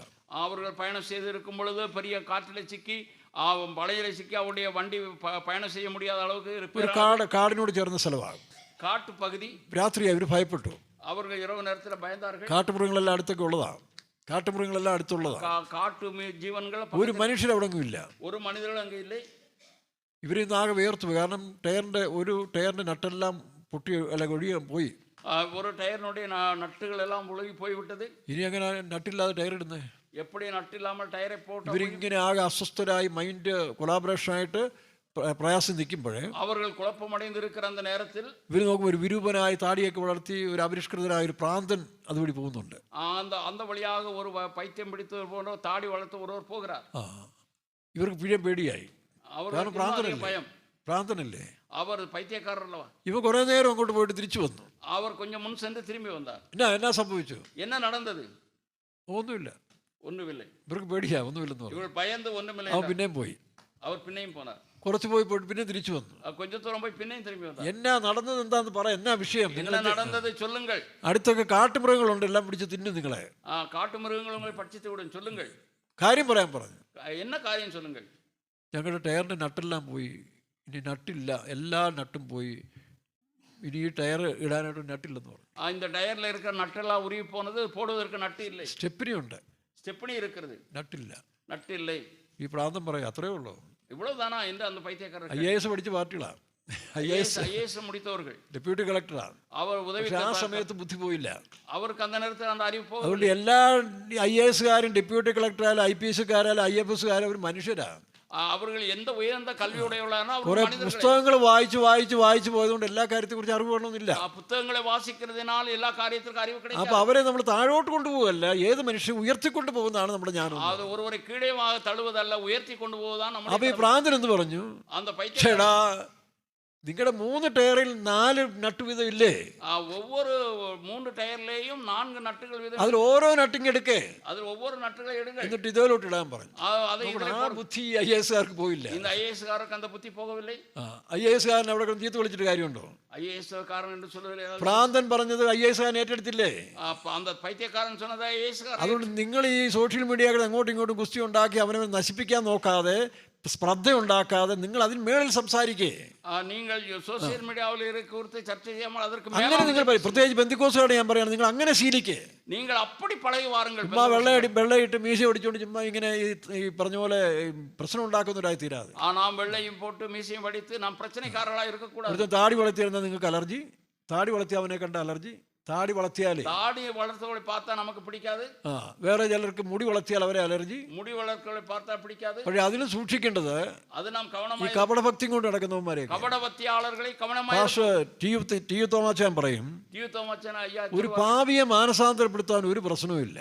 ഒരു പാപിയെ മനം തിരുമ്പ ചെയ്യുന്നത് കഠിനമായ കാര്യമാണ്. പക്ഷേ ദൈവത്തിനൊരു ഒരു കപടഭക്തിക്കാരനെ മാനസാന്തരപ്പെടുത്തി എടുക്കാൻ വലിയ പ്രയാസമെന്ന് പറയും. ഒരു കപടഭക്തി ഉള്ളവനെ മനം തിരുമ്പ എടുപ്പത്. പ്രിയ ദൈവമക്കളെ, കപടഭക്തിക്കാരാകരുത്. നാം കപടഭക്തിക്കാരായി இருக்க വേണ്ടാം. ഒരു പാർട്ടിയോടോ സംഘടനയോടോ മതത്തോടോ ചേർന്നിട്ട് ആ വീര്യം കൊണ്ട് നിങ്ങൾ ജീവിക്കാൻ നോക്കരുത്. എന്ത കക്ഷിയോടോ മതത്തോടോ ചേർന്ന് അതിനോട് നാളെ നീ ഒറ്റപ്പെട്ട് നിൽക്കുന്ന സമയത്തിൽ നിന്റെ വ്യക്തിത്വം ഇല്ലാത്തത്തോളം കാലം, നിന്റെ അറിവില്ലാത്തത്തോളം കാലം നീ ഒന്നുമില്ലാത്തവനായി തീരും. നിങ്ങൾ അറിവില്ലാത്തവളായി ഇരുന്നാൽ തനിമപ്പെടുകിற കാലങ്ങളിൽ ഇവിടെ ഇതാ ഈ പ്രാന്തന്റെ വാക്ക് കേട്ട്, அந்த பைத்தியக்காரனுடைய வார்த்தையை கேட்டு അദ്ദേഹത്തിന് താങ്ക്സും പറഞ്ഞിട്ട് പോയി. அவர்களுக்கு நன்றி சொல்லிவிட்டு போனார்கள். ഇതാണ് ജ്ഞാനം. இதுதான் ஞானம். അപ്പൊ ജ്ഞാനം ആരുടെ പക്കലാന്ന് നമുക്കറിയില്ല, പക്ഷെ ആ ജ്ഞാനം അടുത്ത ജ്ഞാനത്തിലേക്ക് നടത്തുന്നവരാണ് ജ്ഞാനികൾ എന്ന് പറയുന്നത്. யாரிடத்துல ஞானம் இருக்குன்னு தெரியாது, நம்ம ஞானத்துக்கு வழி நடத்தும். അപ്പൊ എന്നോട് ചിലര് ഈ ദിവ്യായസ് നായരുടെ വിഷയം ഇങ്ങനെ ചോദിച്ചു. ഞാൻ എന്തിനാ ഈ വിഷയമൊക്കെ ഇതിൽ എടുക്കുന്ന ചോദിച്ചാൽ, நான் ஏன் இவைகளை பேசுகிறேன், നമ്മുടെ വിശ്വാസികൾ തലമുറകൾ ഒരു കാലത്ത്, നമ്മുടെ വിശ്വാസികളാണ് തലമുറകൾ ഈ ബൈബിൾ മാത്രം ചില കാര്യങ്ങൾ പഠിച്ച് ഇങ്ങനെ പോകും. അവർ ബൈബിളിന്റെ ചില കാര്യങ്ങൾ, ബൈബിളിന്റെ കാര്യങ്ങളെ കുറിച്ച് പഠിച്ച് പോയി. അതിനോടൊപ്പം തന്നെ അതോടെ ഞങ്ങളെ പോലുള്ള സുവിശേഷ വേലക്കാരും ചില ഭാഷന്മാരും പ്രവാചകന്മാരും മറ്റു സഭകളിലും ഇതെല്ലാം പറഞ്ഞ് തലയ്ക്കകത്ത് കയറിയിട്ട് മറ്റുള്ളവരും നമ്മുടെ സഭയിലുള്ളവരും ചൊല്ലുന്നതാണ് കാര്യങ്ങളെ പബ്ലിക് മനുഷ്യരോട് ഇടപെടുമ്പോൾ പൊതുമക്കൾ നമ്മുടെ അജ്ഞതയും അറിവില്ലായ്മയും കണ്ട് അവർ നമ്മളെ പരിഹസിക്കുന്നത് ഞാൻ കണ്ടിട്ടുണ്ട്. നമ്മുടെ അറിവില്ലായ്മയെ പാർത്ത് അവർ നമ്മെ പരിഹാസം. അതുകൊണ്ടാണ് ചില കാര്യങ്ങൾ കയറ്റി സംസാരിക്കുന്നത്. ചില കാര്യങ്ങൾ നിങ്ങളും അങ്ങനെയുള്ള കാര്യങ്ങൾ കൈകാര്യം ചെയ്ത് പഠിക്കണം. നിങ്ങൾ ഇതേ പോലെ നിങ്ങൾ செயல்பட. ഞങ്ങൾ ഏതാണ്ട് പൂർണ്ണരാണ്, പൂർണ്ണമാണവர்கள், ഞങ്ങളെ കവിഞ്ഞ ആരുമില്ല, ഞങ്ങൾക്ക് മേലെ ആരുമില്ല. നമുക്കറിയാലോ നമ്മുടെ ചിലരുടെയൊക്കെ അവസ്ഥകൾ. നമുക്ക് തെരിയും നമ്മുടെ ചിലരുടെ പഠിക്കണം, അവസാനം വരെയും പഠിക്കണം. മുടിവ് വരെ നാം പഠിക്കണം. ഓടും വരെ നദി, ഓടും വരെ നദി, ഓടിക്കൊണ്ടേയിരിക്കണം. നാം ഓടിക്കൊണ്ടേയിരിക്കും. നദി നിന്ന് പോയാൽ, നദി നിന്നാൽ അത് പിന്നെ അഴുക്കായി മാറും, അത് അശുദ്ധമാകും. അവിടെ ഇടുന്ന വേസ്റ്റുകളും അതിലെ വേസ്റ്റ് തങ്ങിവിടും. പണ്ട് ഞാൻ ചങ്ങനാശ്ശേരി ബസ് സ്റ്റാൻഡിൽ നിൽക്കുന്ന സമയത്ത് ഞങ്ങൾ കുറെ ആളുകൾ അവിടെ സുവിശേഷം അറിയിച്ചിട്ട് ബസ് സ്റ്റാൻഡിൽ വന്നിങ്ങനെ ഇരിക്കുക. சுவிசேஷ அறிவித்து ஒருவர் வந்து இருக்கிறார். എൻ്റെ ചെറുപ്പത്തിൽ ആലപ്പുഴയിൽ നിന്നും അല്ലെങ്കിൽ ഞങ്ങളുടെ ഇവിടുന്ന് ബസ് കയറിയാൽ അല്ല ബോട്ട് കയറിയാൽ நாங்கள் ஆலப்புழையிலிருந்து ആലപ്പുഴയല്ല ചങ്ങനാശ്ശേരി അല്ല ചേന്നങ്കരിയിൽ നിന്ന് ബോട്ട് കയറിയാൽ ஜலக்கரையிலிருந்து படகுல ഇഷ്ടംപോലെ ബോട്ട് ചങ്ങനാശ്ശേരിയിലും ആലപ്പുഴയ്ക്ക് പോകും. ഇഷ്ടം അനേക പോട്ടുകൾ ആലപ്പുഴയ്ക്ക്. അത് ഞാൻ ചങ്ങനാശ്ശേരി ബസ് സ്റ്റാൻഡിൽ നിൽക്കുമ്പോൾ അല്ല ബോട്ട് കെട്ടി നിൽക്കുമ്പോൾ ഞാൻ ചങ്ങനാശ്ശേരി പോട്ട് കെട്ടി നിൽക്കും ഒരു ബോട്ടും വരുന്നില്ല. ഒരു പോട്ട് വരവില്ലേ. എന്താന്ന് ചോദിച്ചു. എന്നു കേട്ടു. 1 കിലോമീറ്റർ അപ്പുറത്ത് പോയി നിൽക്കും. 1 കിലോമീറ്റർക്ക് അങ്ങ് ചങ്ങനാശ്ശേരി ബോട്ട് കെട്ടി ചങ്ങനാശ്ശേരി പോട്ട് ചങ്ങനാശ്ശേരി ചന്തയോട് ചേർന്നാണ്. ചങ്ങനാശ്ശേരി ചന്തയോട് ഈ ചന്തയിലുള്ളതായ വേസ്റ്റ് സാധനങ്ങളും വീണാണ സാധനങ്ങൾ കണ്ടിക്കുന്ന മാടിന്റെ കുടലും പണ്ടുമൊക്കെ അറുക്കറ മാട്ടിനുடைய ഇതെല്ലാം വാരി ഈ പറഞ്ഞ പോലെ എന്തു പറയും ബോട്ട് കെട്ടിയിൽ അവിടെ വെള്ളത്തിൽ കൊണ്ടിടും.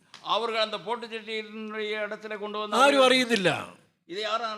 ഞങ്ങൾ ആരും അറിയുന്നില്ല. யாரும் இதை தெரிந்து கொள்ளவில்லை. ഞങ്ങൾ അവിടെ ഇരിക്കുമ്പോഴേ நாங்கள் அங்கே இருக்கும் பொழுது ഇതിങ്ങനെ കുറെ കഴിയുമ്പോൾ താഴെ ഇങ്ങനെ ബോംബ് ബും എന്ന് പറഞ്ഞ് പൊങ്ങി വരും. അത് കീഴേ ഇருந்து കുണ്ടു പിടിക്കുന്ന പോലെ ശബ്ദത്തോട് വരും. ഈ വേസ്റ്റ് എല്ലാം കൂടെ കൂടി അവിടെ കിടന്നുകൊണ്ട് അതിങ്ങനെ രൂപാന്തരം പ്രാപിച്ച് ശക്തിയോട് മുകളിലോട്ട് വരികയാണ്.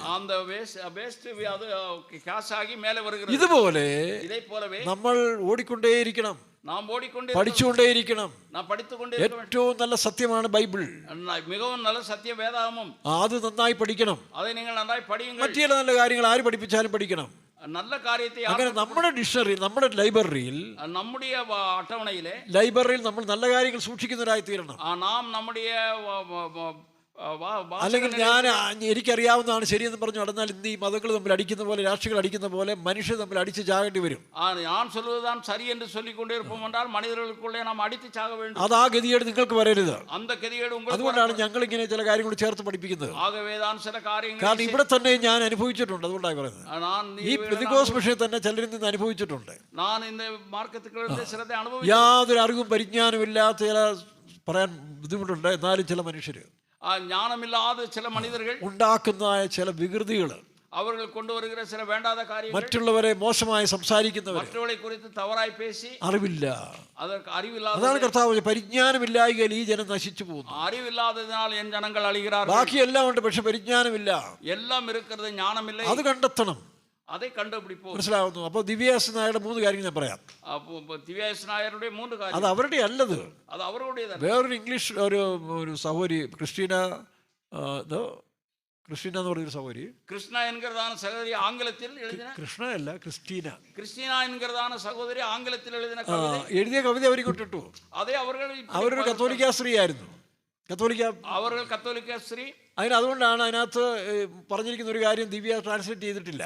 അതിൽ കുറിപ്പിട്ടിരിക്കുന്ന ഒരു കാര്യത്തെ ദിവ്യ அதை മറുമൊഴിയാക്കം ചെയ്യില്ല. കാരണം അതിനകത്ത് പറഞ്ഞിരിക്കുന്നത് കന്യാമറിയം, അതിലെ കന്യമേരി എന്ന് சொல்லப்பட்டிருக்கு. കന്യാമറിയത്തെ യേശു നമസ്കരിച്ചെന്ന് ആരാധിച്ചെന്നാ പറയുന്നത്. കന്യമറിയാവെ യേശു നമസ്കരിത്താർ. അത് തെറ്റാണ്. കന്യാമറിയത്തെ യേശു നമസ്കരിക്കുകയല്ല, യേശുവിനെ ആണ് കന്യാമറിയം നമസ്കരിച്ചത്.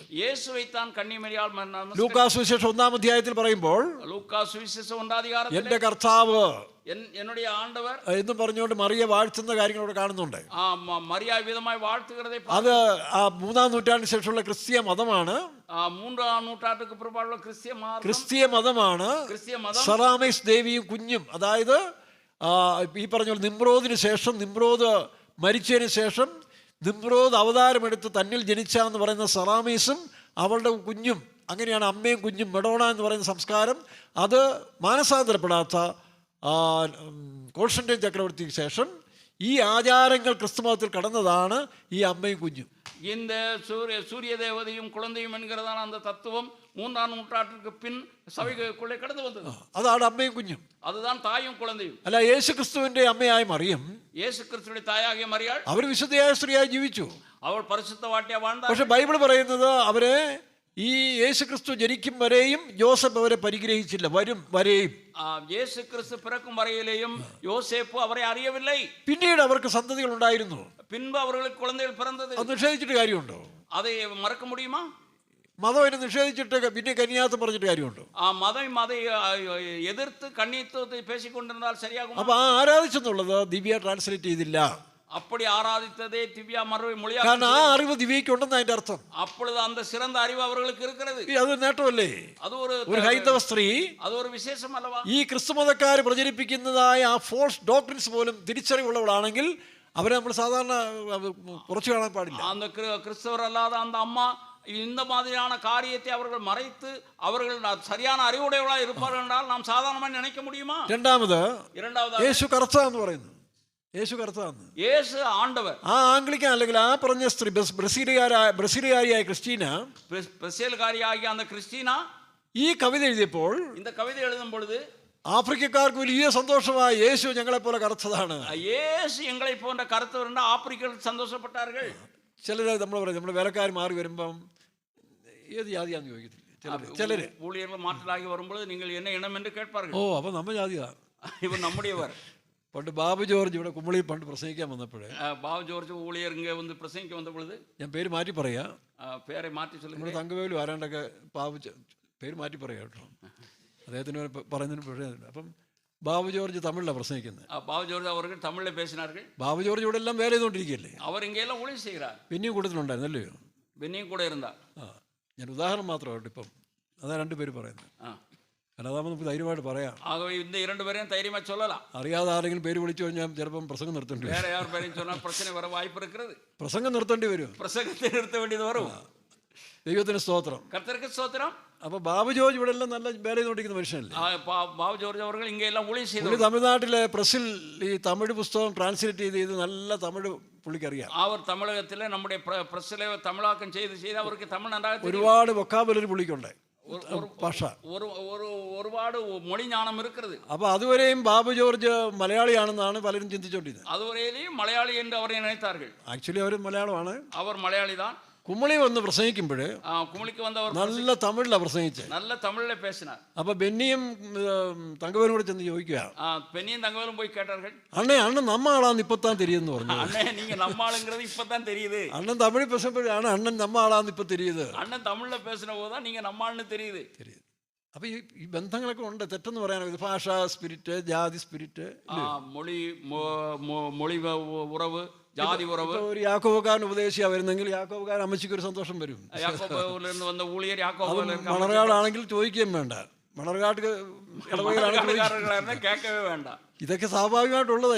ഇതെല്ലാം ഇയർക്കായി ഉള്ളത്. അപ്പൊ ദൈവത്തിന് സ്തോത്രം, കർത്തർക്ക് സ്തോത്രം.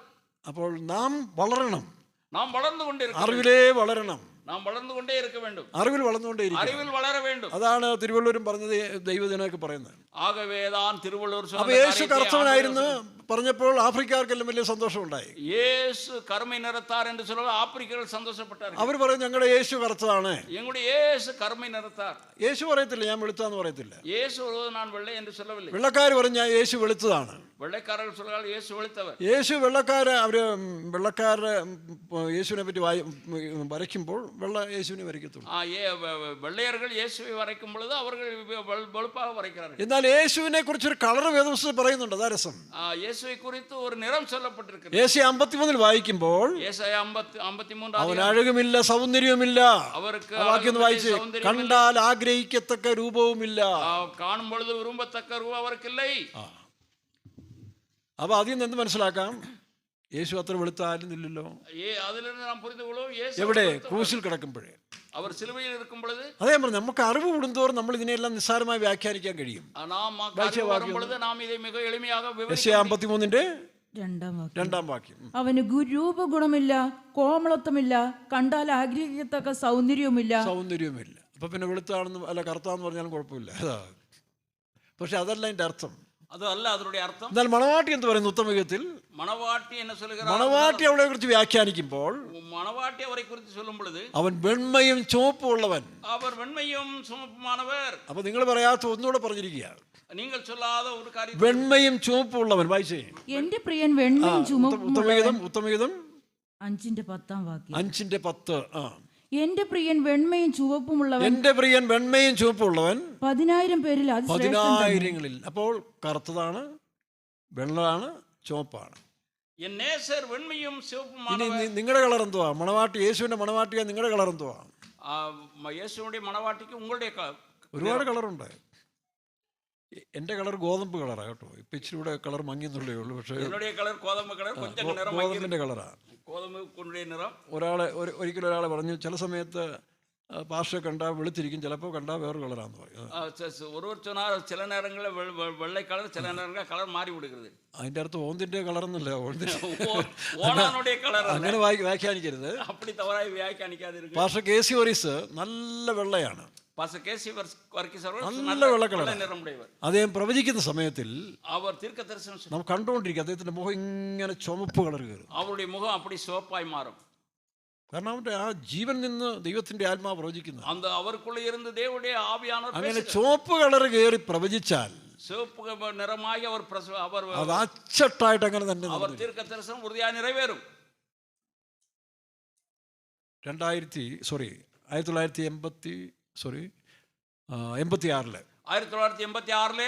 ദിനകരൻ അവர்கள் ആ സമയത്ത് പുള്ളിക്കാരൻ ഒരു ശകലം റൂട്ട് തെറ്റിപ്പോയ സമയമാണ്. അവർ പാസ്റ്റർ കെ.സി. വോരീസ് അടയാറുള്ളപ്പോൾ ഈ ദിനകരൻ പാസ്റ്റർ അല്ലെങ്കിൽ അദ്ദേഹം ഇവാഞ്ചലിസ്റ്റ് ദിനകരൻ അവിടെ മീറ്റിങ്ങിന് വരികയും ബൈബിൾ പഠിക്കാനും പ്രാർത്ഥിക്കാനും അവിടുത്തെ വിശ്വാസത്തിൽ കുറേ ആളുണ്ടായിരുന്നു. അங்கே அந்த நம்முடைய அந்த ஊழியத்தில் வந்து அவர் சில காரியங்களை கற்றுக்கொண்டார். അപ്പോൾ പാസ്റ്റർ കെ.സിക്ക് നന്നായിട്ട് അറിയാം. Pastor K C. വർഗീസ് അവരെ പിന്നീട് അദ്ദേഹം ചില ബന്ധങ്ങളിലേക്ക് പോയി. ബൈബിൾ കോളേജ് കോയമ്പത്തൂരിലെ കാരുണ്യ കോളേജൊക്കെ തുടങ്ങി വേറൊരു ലൈനിലേക്ക് പോയ സമയം. അവർ പിന്നാട്കളിൽ അവർ വേറെ വിധമായി അതിലെല്ലാം ഉപരി തൻ്റെ മകൾ തനിക്ക് വിഗ്രഹമായി മാറി. യേശുവിനേക്കാൾ താൻ മകളെ അധികം സ്നേഹിക്കുന്നു. ഈ മകളെ എപ്പോഴും വാഴ്ത്തി പറയുകയൊക്കെ ചെയ്യുമായിരുന്നു. അതൊരു വിഗ്രഹമായി മാറി. പക്ഷെ ഇത് സംബന്ധമില്ല. കോട്ടയത്ത് താൻ ഒരു വലിയ ക്രൂസൈഡ് അറേഞ്ച് ചെയ്ത് വരുമ്പോൾ ഞങ്ങളത് വേലക്കാരുടെ മീറ്റിംഗ് നടക്കുക. ഇനി ഒരു മാസം കഴിഞ്ഞാണ് മീറ്റിംഗ് അവിടെ മൈതാനത്ത് നടക്കേണ്ടത്. Pastor K C. വോരീസ് സ്റ്റഡി എടുത്ത സമയത്ത് പെട്ടെന്ന് താൻ ആത്മാവിലായി ഈ ചുവപ്പ് കളർ കയറി ഞങ്ങളുടെ പോയി. പെട്ടെന്ന് താനെ ഈ വാക്യം പറഞ്ഞു, എന്റെ മഹത്വം ഞാൻ ഒരുത്തരും വിട്ടുകൊടുക്കുകയില്ല, ഒരു വിഗ്രഹം എന്ന് പറഞ്ഞതിന് ശേഷം അവനിവിടെ കാലുകുത്തത്തിൽ, ഈ കോട്ടയത്ത് അവൻ കാലുകുത്തത്തിൽ എന്ന് ദിനകരനെ പറ്റി പ്രവചിച്ചതാണ്. എനിക്കും വലിയ പ്രയാസം, എന്തോ ഈ ഭാഷ പറയുന്നത്. ഒരു സൂചന പറയാൻ വരുന്ന ആൾ ഇവിടെ കാലുകുത്തുന്ന ഒരു DPM-ലെ ഭാഷ പ്രവചിക്കുക എന്ന് പറഞ്ഞാൽ എനിക്ക് ഒത്തുകൊള്ളാൻ കഴിയും. എന്നാലും കെ.സി. അപ്പൻ പ്രവചിച്ചാൽ കറക്റ്റ് ആയിരിക്കുമെന്ന് അറിയാവുന്നതുകൊണ്ട് ഞാൻ എതിരൊന്നും പറഞ്ഞില്ല. അവർ சொன்னால் சரியா இருக்கும் என்பதை நான் எதிர்த்து சொல்லவில்லை. ഞാനത് മനസ്സിൽ സൂക്ഷിച്ചു. நான் அதை மனதிலே காத்துக்கொண்டே ഒരു മാസമായി. ഒരു മാസമാണത്. കോട്ടയത്ത് താനെ മീറ്റിങ്ങിന് വരിക. അവർ കൂട്ടത്തിലേക്ക് വരുക. സെന്റ് തോമസ് മൗണ്ടിലെ ഇത് പാലത്ത് കയറുന്ന മുമ്പ് ആക്സിഡന്റ് ആയി. സെന്റ് തോമസ് മൗണ്ട് പക്കത്തിൽ வைத்து അത് വിപത്തുക്കുള്ളാണത്. അവിടെ വെച്ചാണ് തന്റെ പ്രിയ മകൾ ഏഞ്ചൽ മരിച്ചുപോയത്. അങ്ങേ തന്നുடைய ആക്സിഡന്റിൽ മരിച്ചു. ഏഞ്ചൽ വിപത്തിൽ ഇറந்தாൽ അത് വിഗ്രഹമായിരുന്നെന്നും യേശുവിനേക്കാൾ കൂടുതൽ സ്നേഹിച്ചെന്നും ഞാൻ അറിഞ്ഞത് അവ വിക്രമമായിരുന്നാലും യേശുവോടെ നേസിത്താറുണ്ടും പിന്നീട് അദ്ദേഹത്തിന്റെ ആ കാര്യങ്ങൾ മനസ്സിലാക്കിയപ്പോഴാണ്. അവരുടെ കാര്യങ്ങളെ പുരിഞ്ഞു കൊണ്ട പൊഴുത് ഏഞ്ചൽ മരിച്ചു കഴിഞ്ഞപ്പോൾ ഏഞ്ചൽ മരിച്ച പൊഴുത് ദിനകരന്റെ സമനില പോയി. അവരുടെ സമനില തവറിനത്. ദിനകരൻ യേശുവിനെ വെല്ലുവിളിച്ചു. യേശുവിക്ക് ഇത്രയും കാലം ഞാൻ നിന്നെ പ്രസംഗിച്ചു, ഇത്രയും നാൾ പ്രസംഗിച്ചു, എന്റെ മകളെ കൊന്ന ഇനി നിന്നെ ഞാൻ പ്രസംഗിക്കത്തില്ല. മകളെ കൊന്ന ഉമ്മയെ ഞാൻ പ്രസംഗിപ്പതില്ല. നമ്മുടെ ആ മകളോടുള്ള സ്നേഹത്തിലാണ്. മകൾ മീത് അപ്പൊ യേശുവിനേക്കാൾ അധികം തന്റെ മകളെ സ്നേഹിച്ചിരുന്നുള്ളതാണ്. യേശുവിടെ മകളെ നേസിത്താർ എന്ന് പറഞ്ഞ് പുള്ളി അതോടെ സുവിശേഷ പ്രവർത്തനം നിർത്തി. യേശു തന്റെ ശത്രുവായി മാറി. അവർ സുവിശേഷ ഊഴിയത്തെ നിർത്തി യേശു എതിരാக നിனைத்தார். 2 വർഷം കഴിഞ്ഞു. 2 ആണ്ടുകൾ, ഏകദേശം 2 വർഷമാണെന്ന് എനിക്ക് തോന്നുന്നു. 2 ആണ്ടുകൾ കഴിഞ്ഞ് പാസ്റ്റർ ഏണസ്റ്റ് 2 വർഷമോ ചില മാസങ്ങൾ എനിക്കറിയില്ല, പക്ഷേ ചില നാളുകൾക്ക് ശേഷം പാസ്റ്റർ ഏണസ്റ്റ് ഇന്ത്യയുടെ ചുമതല ഫ്രാൻസിൽ നിന്ന് വരുമ്പോൾ ഞാനിവിടെ ഉണ്ട്. ഫ്രാൻസിലിരുന്ന് പാസ്റ്റർ ഏണസ്റ്റ് അവർ ഇന്ത്യക്ക് വരുമ്പോൾ അദ്ദേഹം ഈ ദിനകരനെ കാണാൻ പോയി. അവർ ദിനകരനെ പാർക്ക പോണാർ. 2 പ്രാവശ്യം വീട്ടിൽ പോയി. 2 മുறை അങ്ങ് ചെന്നാൽ. തിരിച്ച് ഞാനിപ്പോഴും ഓർക്കുന്നുണ്ട്, ഒരു ദിവസം തിരിച്ചു വരുമ്പം കാറിലെ ഡ്രൈവർ ഉറങ്ങിപ്പോയി. നമ്മുടെ ഏഷ്യ എന്ന് പറഞ്ഞ ഡ്രൈവർ ഉറങ്ങിപ്പോയി.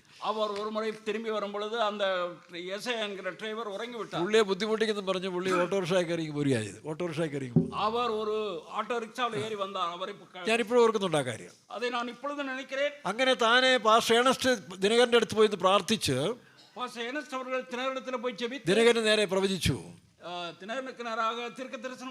നീ എന്നെ സാക്ഷിക്കുന്നില്ലെങ്കിൽ നിനക്ക് പകരം ഞാൻ വേറൊരുത്തിന് ഇവിടുന്ന് എഴുന്നേൽപ്പിക്കുന്നു. நீ என்னை குறித்து சாட்சியிடாவிட்டால் உனக்கு பதில் வேற ஒரு எழுப்புவேன்.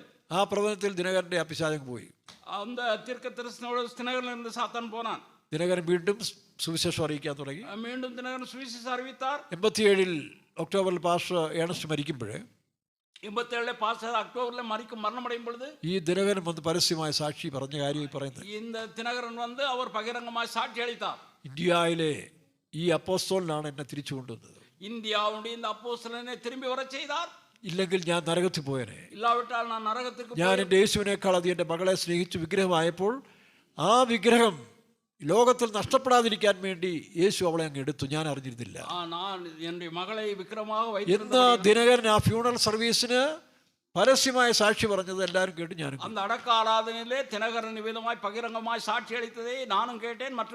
ശരി, നമ്മൾ പറഞ്ഞ കളറിനെ കുറിച്ചാണല്ലോ. അപ്പം വെണ്മയും ചുവപ്പുള്ളവൻ. എന്നാൽ മണവാട്ടിയുടെ കളർ എന്ന് പറയുന്നു. ശുദ്ധവും ശുഭ്രമായ വിശേഷ വസ്ത്രം ധരിച്ചവളെന്ന് പറയുമ്പോൾ ശുദ്ധവും വെണ്മയുമാണ് വസ്ത്രം ധരിച്ചവൾ. ഇവിടെ ഉത്തമയത്തിൽ പറയുന്നു, ഞാൻ കറുത്തവളെങ്കിലും യെരൂശലേം പുത്രിമാരെ എന്നെ തുറിച്ചു നോക്കുന്ന വൈശ്യവാക്യം രണ്ടിലാണോ ഒന്നിലോ? 1:5 ഉത്തമഗീതം 1:5. യെരൂശലേം പുത്രിമാരെ ഞാൻ കറുത്തവളെങ്കിലും കേദാരി കൂടാരങ്ങളെ പോലെയും ശലോമോന്റെ തിരശ്ശീലകളെ പോലെയും അഴകുള്ളവളാകുന്നു. ആർക്കെങ്കിലും അറിയാവോ ശലോമോന്റെ തിരശ്ശീലയുടെ അഴക്? ആർക്കറിയാം? സാലോമോന്റെ തിരശ്ശീലയുടെ കാര്യം ആർക്കറിയാം? കേദാരിയ കൂടാരത്തിന്റെ അഴക് ആർക്കറിയാം? കേദാരൻ കൂടാരങ്ങളുടെ കാര്യം தெரியுமா? അടുത്തൊരു വാക്യം, തിർസാ പോലെ സൗന്ദര്യം, പോലെ സൗന്ദര്യം, മാൻപേടകൾക്ക് തുല്യം, മാൻകൾക്ക് സമം. ഇതാണ് കവിത എന്ന് പറയുന്നത്. ഇതാണ് കവിത. കവിത തിരിച്ചറിയാനുള്ള കാവ്യബോധമില്ലാത്തവര്, കാവ്യബോധമില്ലെങ്കിൽ കവിതകളെ അറിഞ്ഞു കൊള്ളக்கூடிய കലജ്ഞാനം ഇല്ലാത്തവർ ചുമ്മാ കിടന്ന് ബഹളം ഉണ്ടായിക്കൊണ്ടിരിക്കും. ചുമ്മാ അവർ അപ്പൊ കളർ, യേശുവിന്റെ കളർ തെറ്റില്ലല്ലോ. യേശുവിന്റെ കളർ ഇല്ലവാ. ഇനി രണ്ടാമത് പറയുമ്പോൾ ചൊല്ലുമ്പോൾ യേശു യഹൂദനായിരുന്നു പറയുന്നു. യേശു യൂദൻ എന്ന് சொல்கிறார். യേശു യഹൂദ എന്ന് മാത്രമല്ല, ബൈബിൾ പറഞ്ഞു യഹൂദ ഗോത്രത്തിലെ സിംഹം എന്നാ പറയുന്നത്. യേശു യൂദാവെന്ന് മാത്രമല്ല, യൂദാ ഗോത്രത്തിലെ സിംഹം എന്ന് പറയുന്നു. അതിനെപ്പറ്റി ഒരു 10 വാക്യം വേണമെങ്കിൽ ഞാൻ പറയാം. 3 അല്ല, ദിവ്യ 3 പറഞ്ഞെങ്കിൽ ഞാൻ 10 എണ്ണം പറയാം. ദിവ്യ 3 சொன்னா நான் 10 சொல்லுகிறேன். മറ്റൊന്ന് പറഞ്ഞ എന്താ? യേശു സ്ത്രീ ആയിരുന്നു. യേശു പെണ്ണായി. അതാണ് നമ്മുടെ ക്രിസ്ത്യാനികൾ ചിലർക്ക് സഹിക്കാൻ വയ്യാത്തത്. ഇതേ ക്രിസ്തവർക്ക് പൊറുക്ക முடியவில்லை. സ്ത്രീകൾക്ക് എന്തുണ്ട്? മാറുള്ളത് ആർക്കാ? പറ. മാർബുള്ളത് ആർക്ക്? ബ്രസ്റ്റ് ഉള്ളത് ആർക്കാ? ബ്രസ്റ്റ് എന്ന് പറഞ്ഞാൽ സ്ത്രീകളുടെ ബ്രസ്റ്റ്. പെൺകളുടെ മാർബകം യേശുവിനുണ്ടായിരുന്നല്ലോ. അത് യേശുക്ക് ഇരുന്നതേ. യേശു സ്ത്രീ ആയിരുന്നു പറഞ്ഞ് തെറ്റൊന്നുമില്ല. യേശു പെണ്ണ് എന്ന് சொல்றது തവറില്ലേ. വെളിപ്പാട് പുസ്തകം വെളിപ്പെടുത്തിന 1-ാം അധ്യായത്തില് 1-ാം അധികാരത്തിൽ അവൻ മാറത്ത് പൊൻകച്ച കെട്ടിയവൻ. അവർ മാർവറുകെ പൊൻകച്ച കെട്ടിയവൻ. എൽഷദായി എന്നാ കൊടുത്തിരിക്കുന്നത്. എൽഷദായ് എന്ന് പറഞ്ഞാല് എൽഷദായ് എന്നാൽ അമ്മയെ പോലെ പോഷിപ്പിക്കുന്നവൻ. അമ്മാവെ പോലെ പോഷിപ്പിക്കുന്നവർ. മാതൃതുല്യമായി പോറ്റിയിടുന്ന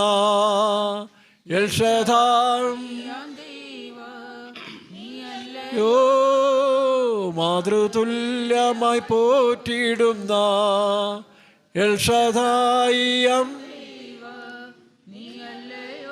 അതാണ്. അപ്പൊ യേശു അമ്മയായിരുന്നു. യേശു തായായിരുന്നു. അമ്മയെന്ന് പറഞ്ഞാൽ ഫീഡിംഗ് എന്ന അർത്ഥം. പാൽ കൊടുപ്പതിന്റെ ഗൈഡിങ്, ഫീഡിങ്. പിന്നെ ഇതൊക്കെ യേശുവിന്റെ പര്യായങ്ങളാണ്. നമ്മളെ ഗൈഡ് ചെയ്യുന്നു, ഫീഡ് ചെയ്യുന്നു.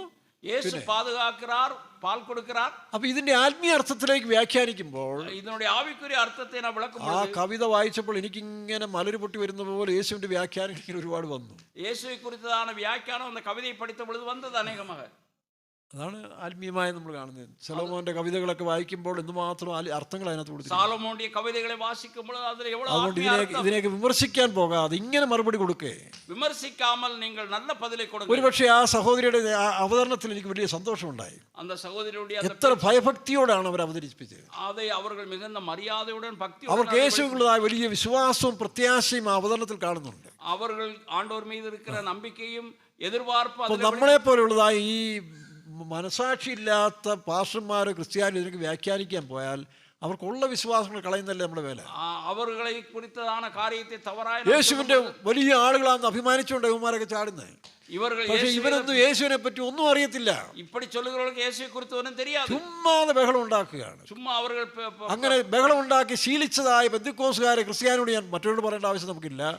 നിങ്ങൾ നിർത്ത് എന്നിട്ട് ശരിയായി നിങ്ങൾ ഇതുപോലെ സത്യങ്ങൾ മനുഷ്യർക്ക് പകർന്നു കൊടുക്കുക. അറിവൈ മറ്റുള്ളവർക്ക് പകർന്നളിയുക. അപ്പൊ അവർ സ്നേഹിക്കും. അപ്പോൾ ഈ സത്യത്തെ അവർ ഇനി അന്വേഷിക്കും. இந்த சத்தியத்தை அவர்கள் இன்னும் தேடுவார்கள். അപ്പോൾ യേശു സ്ത്രീയായിരുന്നു. യേശു സ്ത്രീയായിരുന്നാ. അതിനെന്ന് പറഞ്ഞ അതിന്റെ കാരണം സ്ത്രീയാണെന്നല്ലല്ലോ, കേൾക്കുന്നതിന് അറിയത്തില്ലയോ? സ്ത്രീയെ പോലെ 10,000 പോഷിപ്പിച്ചു. ഒരു തായെ പോലെ അവർ 10,000. ഒരു വീട്ടിൽ ഒരു അപ്പൻ മക്കളെ അടിക്കുന്ന സമയത്തും ഒരു വീട്ടിലെ തകപ്പനാർ പിള്ളകളെ അടിക്കും പൊழுது നല്ല ആശ്വാസ വചനങ്ങൾ കൊടുക്കുന്ന അമ്മ ആശ്വസിപ്പിച്ചുകൊണ്ടേയിരിക്കും. அப்பொழுது தாயார் அவர்களுக்கு ஆறுதல் வார்த்தைகளை சொல்வார்கள். യേശു കർത്തവനായിരുന്നു, അവന് വിചാരണ കിട്ടിയിരുന്നത് ശരിയല്ലേ? യേശുവിന് ശരിയായ വിചാരണ കൊടുത്തോ? കളസാക്ഷ്യം പറഞ്ഞല്ലോ അവനെ വിസ്തരിച്ചത്. യേശുവെ ശരിയായി വിചാരണ ചെയ്താർ. അങ്ങനെ ആ ഓരോ കവിതയുടെ വാക്യത്തിലും அந்த ஒவ்வொரு கவிதையுடைய வார்த்தையிலும் 1000 അർത്ഥങ്ങൾ അതിനകത്തുണ്ട്. 1000 അർത്ഥങ്ങൾ இருக்கிறது. ഇത് തിരിച്ചറിയാനുള്ള അറിവ് നമുക്കില്ലെങ്കിൽ നമ്മൾ കുറ്റം പറഞ്ഞിട്ട് കാര്യമുണ്ട്. இதை பகிர்ந்து கொள்ளக்கூடிய அறிவு நமக்கு இல்லாவிட்டால் മറ്റൊരു അറിവ്, ഇനി ഒരു അറിവ്, യേശുവിന്റെ അറിവ്. യേശു ജനിക്കുമ്പോഴും യേശു പിറക്കും പൊழுது യേശു തന്റെ അമ്മയായ മറിയ കന്യകയാണെന്നുള്ള ഒരു അറിവ് തനിക്കുണ്ടായിരുന്നു. യേശുവിന്റെ തായാകിയ മറിയാൾ കന്യക എൻகிற അതിന്റെ അർത്ഥം എന്നാ? ജോസഫ് അല്ല, പരിശുദ്ധാത്മാവിനെ ഞാൻ ഗർഭസ്ഥനായെന്നുള്ള അറിവ് യേശുവിനുണ്ടായെന്നുള്ള അറിവ് ആ കവിതയിലുണ്ട്. യേശുവുക്ക് ഞാൻ യോസഫിനാൽ പിറക്കവിல்லை, പരിശുദ്ധാവിനാൽ പിറந்தேன் എன்கிற അറിവ് ഇരുന്നത്. എന്നാൽ മറിയയ്ക്കോ? ஆனால் മറിയാൾ യേശു ദൈവമാണെന്നുള്ള അറിവുണ്ടായിരുന്നുള്ള അതിനകത്ത് എഴുതി. ഇതൊന്നും കാണാൻ കഴിയില്ല. യേശുവുക്ക് മറിയാൾക്ക് യേശു ദേവൻ എன்கிற അറിവ് ഇരുന്നത്. അതല്ലേ സത്യം? അതുതാണ് ഉണ്മ. ഇത് അറിയണമെങ്കിൽ ഇതേ தெரிந்து നമ്മളിലുള്ള ഈ മാനുഷികമായ പൈശാചികമായ ശക്തിയെ കളഞ്ഞതിന് ശേഷം നമുക്കുള്ള ഇരിക്കുന്നതാ മനുഷികമായ സാത്താനിക ശക്തിയെ വിട്ട് നന്മയും പ്രസാദവും പൂർണ്ണതയുമുള്ളതായ തിരിച്ചറിവുണ്ടാകണം. നന്മയും പ്രിയവുമാണ് ദൈവസിത്തം എന്നതിന് അങ്ങനെ അറിവുള്ള മനുഷ്യര്, അപ്പടി അറിവുള്ളവர்கள், തമിഴരും മലയാളിയും ആന്ധ്രയും ആന്ധ്ര വടക്കേന്ത്യനും വട ഇന്ത്യ ബിജെപിയും കമ്മ്യൂണിസ്റ്റുകാരനും ഇവരെല്ലാം ഒന്നിച്ചു കൂടിയാൽ അവർക്ക് പ്രശ്നമില്ല. ഇവരെല്ലാം ഇസൈന്താ നമുക്ക് ഈ സ്വാർത്ഥ തൽപരയായ ദ്രവ്യാഗ്രികളായ ജഡമോഹികളായ ഈ പാർട്ടിക്കാരും മതക്കാരുമാണ് ഈ പ്രശ്നങ്ങളെ തങ്ങളുടെ വിരുപ്പത്തിൻപടി നടക്കുന്നവர்கள் മതത്തിൻ മീത് വെരി കൊണ്ട് ഇവരൊക്കെ ഇംഗ്ലാ വിളിക്കാനും ഇവന്റെയൊക്കെ നക്കാപ്പിച്ച് നിന്നുകൊണ്ട് സമൂഹത്തെ വഷളാക്കുന്ന പ്രിയ ജനമേ തിരിച്ചറിയുക, നീയൊക്കെ അറിവുള്ളവരായി തീരുക. കയ്യിലിരുന്ന് കാര്യങ്ങളെ പെറ്റുകൊണ്ട് നടക്കുന്നതാണ് ജനങ്ങളെ നിങ്ങൾ താൽക്കാലിക ലാഭത്തിനും പോക്കറ്റ് മണിക്കും തൊട്ട് വെക്കാൻ കിട്ടുന്നതിന് വേണ്ടി സത്യത്തെ വിൽക്കരുത്. തൽക്കാലിക ലാഭത്തിற்காக സത്യത്തെ വിൽക്കக்கூடாது. ദൈവം പറയുന്ന സത്യത്തെ വിൽക്കരുത്, വാങ്ങിക്കണം. ദേവവസനം சொல்கிறது സത്യത്തെ വിൽക്കാതെ. സദൃശവാക്യം 23 തോന്നുന്നില്ലേ? 23 തോന്നുന്നു. സത്യത്തെ വിൽക്കരുത്, വാങ്ങിക്കണം. സത്യത്തെ വാങ്ങ വേണ്ടും വിൽക്കக்கூடாது. 23 വായിക്കാം. നീ സത്യം വിൽക്കുകയല്ല വാങ്ങുകയത്രേ വേണ്ടത്. നീ സത്യം വിൽക്കുകയല്ല വാങ്ങുകയത്രേ ചെയ്യണം. സത്യത്തെ വിൽക്കാതെ അതെ വാങ്ങ്. ഇങ്ങനെ ഇന്ന് മുഴുവൻ പ്രസംഗിച്ചാലും ഈ വ്യാഖ്യാനങ്ങളെ തീരത്തില്ല. ഇന്ന് മുഴുവൻ പ്രസംഗിച്ചാലും വ്യാഖ്യാനം തീരാതെ. ഈ അറിവ് എനിക്ക് എവിടുന്ന് കിട്ടി? ഞാൻ കുട്ടനാട്ടിൽ നിന്ന് ഒരു സാധാരണ കുടുംബത്തിൽ നിന്ന് ഇറങ്ങി വരുമ്പോൾ, ഞാൻ കുട്ടനാട്ടിലെ ഒരു സാധാരണ കുടുംബത്തിൽ നിന്ന് വരുമ്പോൾ ഇതൊന്നും ഇല്ലായിരുന്നു. ഇതൊന്നും ഇല്ല. പക്ഷേ ஆனால் ഈ സമൂഹത്തിൽ വന്ന്, இந்த സമൂഹത്തിൽ വന്ന് മദ്രാസിൽ ചെന്നൈയിൽ ചില വർഷങ്ങൾ, ചില ആണ്ടുകൾ ഇത് വ്യാഖ്യാനം ഇത് പഠിപ്പിക്കുന്ന അനേക വിശുദ്ധന്മാരുണ്ടായി. ഇதை വിവരിத்து கற்றுக் கொடுக்கிற பரிசுத்தவான்கள் இருந்தார்கள். മാതൃകയായ പല വിശ്വാസികളെ ഞാൻ കണ്ടു. ആ മാതൃകயான വിശ്വാസികൾ இருந்தார்கள். ഞാൻ ആദ്യമായിട്ട് വന്ന് നെടുമുടി സഭയിൽ കണ്ടു. ഞാൻ முதலாவது നെടുമുടി സഭയ്ക്ക് വന്നേ. ചെറിയാച്ചായനും കറിയാച്ചായനും ഉണ്ണുണ്ണി സാറും എന്ത് വേണ്ട ഇവരുന്നൊക്കെയാണ് ആദ്യം ദൈവത്തിൽ നിന്ന് പ്രാപിക്കുന്നു, കൂടെ ഇവരുന്ന് പ്രാപിക്കും. പിന്നെ ഓരോ സഭയിൽ ചെല്ലുമ്പോഴും ഒവ്വൊരു സഭയ്ക്ക് ചെല്ലുമ്പോൾ വിശ്വാസികൾ ചില ജ്ഞാനികളുണ്ട്, വിശ്വാസികളാണ് ജ്ഞാനികൾ, വേലക്കാരിലുണ്ട്, ഊഴിയർകൾ, നാട്ടുകാരിലുണ്ട്. ഞാൻ മലബാറിലായിരിക്കുമ്പോൾ കുറെ വർഷങ്ങൾ അവിടെ ഉണ്ടായിരുന്നു. കൊഞ്ചം ആണ്ടുകൾ അങ്ങ് ഇരുന്നേ. അവിടെയുള്ള മുസ്ലിം, അങ്ങുള്ള ഇസ്ലാമിയர்கள், ഇമാം, ഇവരൊക്കെയായിട്ട് ഞാൻ സംസാരിക്കും. ഒരു ഇമാം എന്നോട് പറഞ്ഞ് പാസ്റ്ററുടെ ഒരു ഡ്രസ് എനിക്ക് തരണമെന്ന് പറഞ്ഞു. എന്തോ പാസ്റ്റർ ഈ ഡ്രസ് ഇട്ടുകൊണ്ട് നടക്കുമ്പോൾ എനിക്ക് പ്രത്യേക സന്തോഷമുണ്ട്. ഒരു ഇമാം சொன்னார், നിങ്ങൾ ആളെ അണിந்திருக்கிறது மிகுந்த சந்தோஷம், இதை போன்று எனக்கு கொண்டு தாருங்கள். കീറിയത് മതി എന്ന് പറഞ്ഞു. കിഴിந்தது പോതും, എനിക്ക് ഇട്ടുകൊണ്ട് നടക്കാനാണ്. ഞാൻ പോട്ടുകൊണ്ട് ചെല്ലേ. ഞാൻ തരാം, പക്ഷേ നാളെ പെന്തക്കോസ്തിലെ പാസ്റ്ററാവും എന്ന് പറഞ്ഞു. നിങ്ങൾ அதை போட்டால் பெந்தகோஸ்தே போதகராவீர்கள். അതാണ് പടച്ചോന് ഇഷ്ടമെങ്കിൽ அப்படி നടക്കട്ടെ. അത് ആണ്ടവരുടെ വിരുപ്പമായിരുന്നു. അതാണ് പ്രിയരെ, അറിവിൽ മനുഷ്യന്റെ വേഗൃത്യങ്ങളെല്ലാം നീങ്ങും. അറിവിനാലേ മനുഷ്യർക്ക് இருக்கிறதான தவறு, അറിവില്ലാത്തതാണ് ഈ പറഞ്ഞ ജാതിയും മതവും. നിങ്ങളുടെ എന്റെ ശരീരത്തോടുന്ന ഇല്ലാത്തവർകളാണ് ജാതിയും മതത്തെയും പരിധിപ്പെടുത്തുന്നത്. നിങ്ങളുടെ എന്റെ ശരീരത്തോടുന്ന രക്തം ഒന്നല്ലേ? ഉങ്ങളുടെ എന്റെ ശരീരത്തോട് രക്തം ഒന്നുതാൻ. ലോക മനുഷ്യൻ പറയും 4 ഗ്രൂപ്പാന്ന് പറയും. ഉലക മനുഷ്യർ சொல்ற 4 വகை. എന്നോട് ചിലർ ചോദിക്കുമ്പോൾ ഗ്രൂപ്പ് ബ്ലഡ് ഗ്രൂപ്പ്, ഞാൻ സി ഗ്രൂപ്പാന്ന് പറയും. ഞാൻ ഇടത്തിൽ കേൾക്കുമ്പോൾ എന്നുடைய ഗ്രൂപ്പ് സി. എല്ലായിടത്തും സി ഗ്രൂപ്പ് എന്ന് പറയും. എല്ലാവർക്കും സി. ഞാൻ ഇന്നുവരെ ബ്ലഡിന്റെ ഗ്രൂപ്പ് കണ്ടിട്ടില്ല. ഞാൻ என்னுடைய ബ്ലഡ് ചെക്ക് பண்ணவில்லை. പക്ഷേ അവർ സി എന്ന് എഴുതുകയും ചെയ്യും. അവർ സി എന്ന് എഴുതുവാர்கள். സർട്ടിഫിക്കറ്റ് തരുന്നുണ്ട്. അവർ സർട്ടിഫിക്കറ്റ് തരുവാர்கள். ഒരു ഉദ്യോഗസ്ഥൻ ചോദിച്ചു, ഇതെന്താ സി? ஒருவர் கேட்டார், என்ன இது சி? ഞാൻ പറഞ്ഞു ക്രൈസ്റ്റ് ഗ്രൂപ്പ്. கிறிஸ்து குரூப். കറക്റ്റ്. കറക്റ്റ്. ഈ സീരയിൽ യേശുക്രിസ്തുവിന്റെ രക്തമാണ് ഇപ്പോൾ ഓടുന്നത്. இந்த உடம்புல இயேசு கிறிஸ்துவின் അതുകൊണ്ടല്ലേ യേശുവിനെ വ്യാഖ്യാനിക്കുന്നത്. நாம் இயேசுவை வியாக்கியானிக்கிறோம். ഞാൻ പാസ്റ്റർമാരെ നിങ്ങളെയൊന്നും അധികം വ്യാഖ്യാനിക്കാറില്ലല്ലോ. நான் ஊழியர்களை உங்களை வியாக்கியானிப்பதில்லை. அதிகம் பேசுவதில்லை. നല്ല കാര്യങ്ങൾ എടുക്കും. ஏதாவது இருந்தால் ഇതിൽ ബ്ലഡിൽ യേശുവിന്റെ രക്തമാണ്. இந்த சரீரத்தை இயேசுவுடைய ரத்தம். അവന്റെ രക്തം ജീവനും ചൈതന്യമുള്ളതാണ്. அவருடைய ரத்தம் ஜீவனும் வல்லமையும் உள்ளது. ജീവിപ്പിക്കുന്നതാണ്. அது உயிர்ப்பிக்கிறது. അതിന് മതമൊന്നും വേണ്ട. அதற்கு மதம் வேண்டாம். നാളെ നിങ്ങൾ ഇവിടുന്ന് ഇറക്കി വിട്ടാലും, நாளை இங்க இருந்து வெளியேற்ற ഇറങ്ങി പോടൂ തന്നെ ഈ സഭയ്ക്ക് വേണ്ടെന്ന് പറഞ്ഞ് ഇറക്കി വിട്ടാലും நீங்கள் இங்க வேண்டாம், நீங்கள் இறங்கி போங்கன்னு சொன்னார் അപ്പോഴും പാട്ട് പാടിക്കൊണ്ടിറങ്ങും. அப்பொழுதும் பாடிக்கொண்டு இறங்குவேன். പിന്നെ ഒരു ധൈര്യമുണ്ട്. ஒரே ஒரு എങ്ങും സ്ഥലമില്ലല്ലോ, ഇരുമ്പല്ലൂരിൽ പോയിരിക്കാനൊരു ധൈര്യമുണ്ട്. இரும்பலூரில் போய் இருக்கக்கூடிய தைரியம் இருக்கிறது. അവിടുത്തെ ആ തെങ്ങിൻ ചൂടുമൊക്കെ വെള്ളം നനച്ച് അവിടുത്തെ പ്രാർത്ഥനയും കൂടി പോവാമെങ്കിൽ അത്രയും സന്തോഷം. அங்கே தென்னைமரத்துக்கு தண்ணி ஊற்றி விட்டு அங்கே இருந்து அங்கே உள்ள ஜவங்களை பங்கு பெற்று வருது சந்தோஷம். കൃഷിയും എനിക്കിഷ്ടമാണ്. விவசாயம் எனக்கு விருப்பம். ഞാൻ ഒരിക്കൽ പണ്ടൊരാൾ എൻ്റെ കൂടെ ഒരു സഹോദരൻ ദർശനം കണ്ടു. என்னோடு கூட இருக்கிற ஒரு சகோதரன் ஒரு தரிசனம் பார்த்தார். ആ ദർശനത്തിൽ അയാൾ രണ്ട് കാർമേഘം, പുള്ളിക്ക് എന്ത് ചെയ്താലും അങ്ങോട്ട് ശരിയാകുന്നില്ല. என்ன செய்தாலும் அது சித்திக்கிறது இல்லை. അപ്പോൾ പുള്ളി പറഞ്ഞു, ഞാനും വരിക സുവിശേഷം പറയാൻ പോകാന്ന് പറഞ്ഞു. நானும் சுவிசேஷம் சொல்ல വേറെ പണിയൊന്നുമില്ല, അതുകൊണ്ട് സുവിശേഷം പറയാൻ പോകാം. நமக்கு வேலை இல்லாதனா சுவிசேஷம் சொல்லுவோம். പുള്ളി സുവിശേഷം പറഞ്ഞിട്ടൊന്നും വിജയിക്കുന്നില്ല, ആരും ഏറ്റെടുക്കുന്നില്ല. പുള്ളി നിരാശനായി. சுவிசேஷம் சொல்வதனால் யாரும் அதை എൻ്റെ ദൈവമേ, ഇങ്ങനെയാണെങ്കിൽ എൻ്റെ അവസ്ഥ എന്താ, എനിക്കൊരു കാര്യം എന്തെങ്കിലും ഒരു നന്മ കാണിച്ചു തരാൻ പറഞ്ഞു. இப்படியானால் என்னுடைய நிலைமை எனக்கு நன்மையை காட்டி. അവൻ കടന്നുറങ്ങുന്ന സമയത്തിൽ கடை தொடங்கும் போது പടുത്ത് തൂങ്ങുമ്പോൾ ഉറങ്ങും പൊழுது മലയാളം എന്ന് പറയുന്നത് അവർ തൂങ്ങി എഴുമ്പും പൊழுது അവർ തൂങ്ങിക്കൊണ്ടിരിക്കുമ്പോൾ അവർ ഒരു ദർശനം பார்த்தாரு. അവർ ഒരു ദർശനം பார்த்தார். என்ன தரிசனம்? രണ്ട് மேகம் இப்படியே வந்துட்டே இருக்குது. இரண்டு மேகங்கள் அப்படியே போய் கொண்டிருக்கிறது. அந்த மேகத்தை பார்க்கும்போது அந்த மேகத்தை ஒரு மேகம் பி, ஒரு மேகம் சி. ஒரு மேகம் பி, ஒரு மேகம் சி. அப்போ இந்த ஆள் உடனே வியாக்கியானம் கொடுத்தாங்க.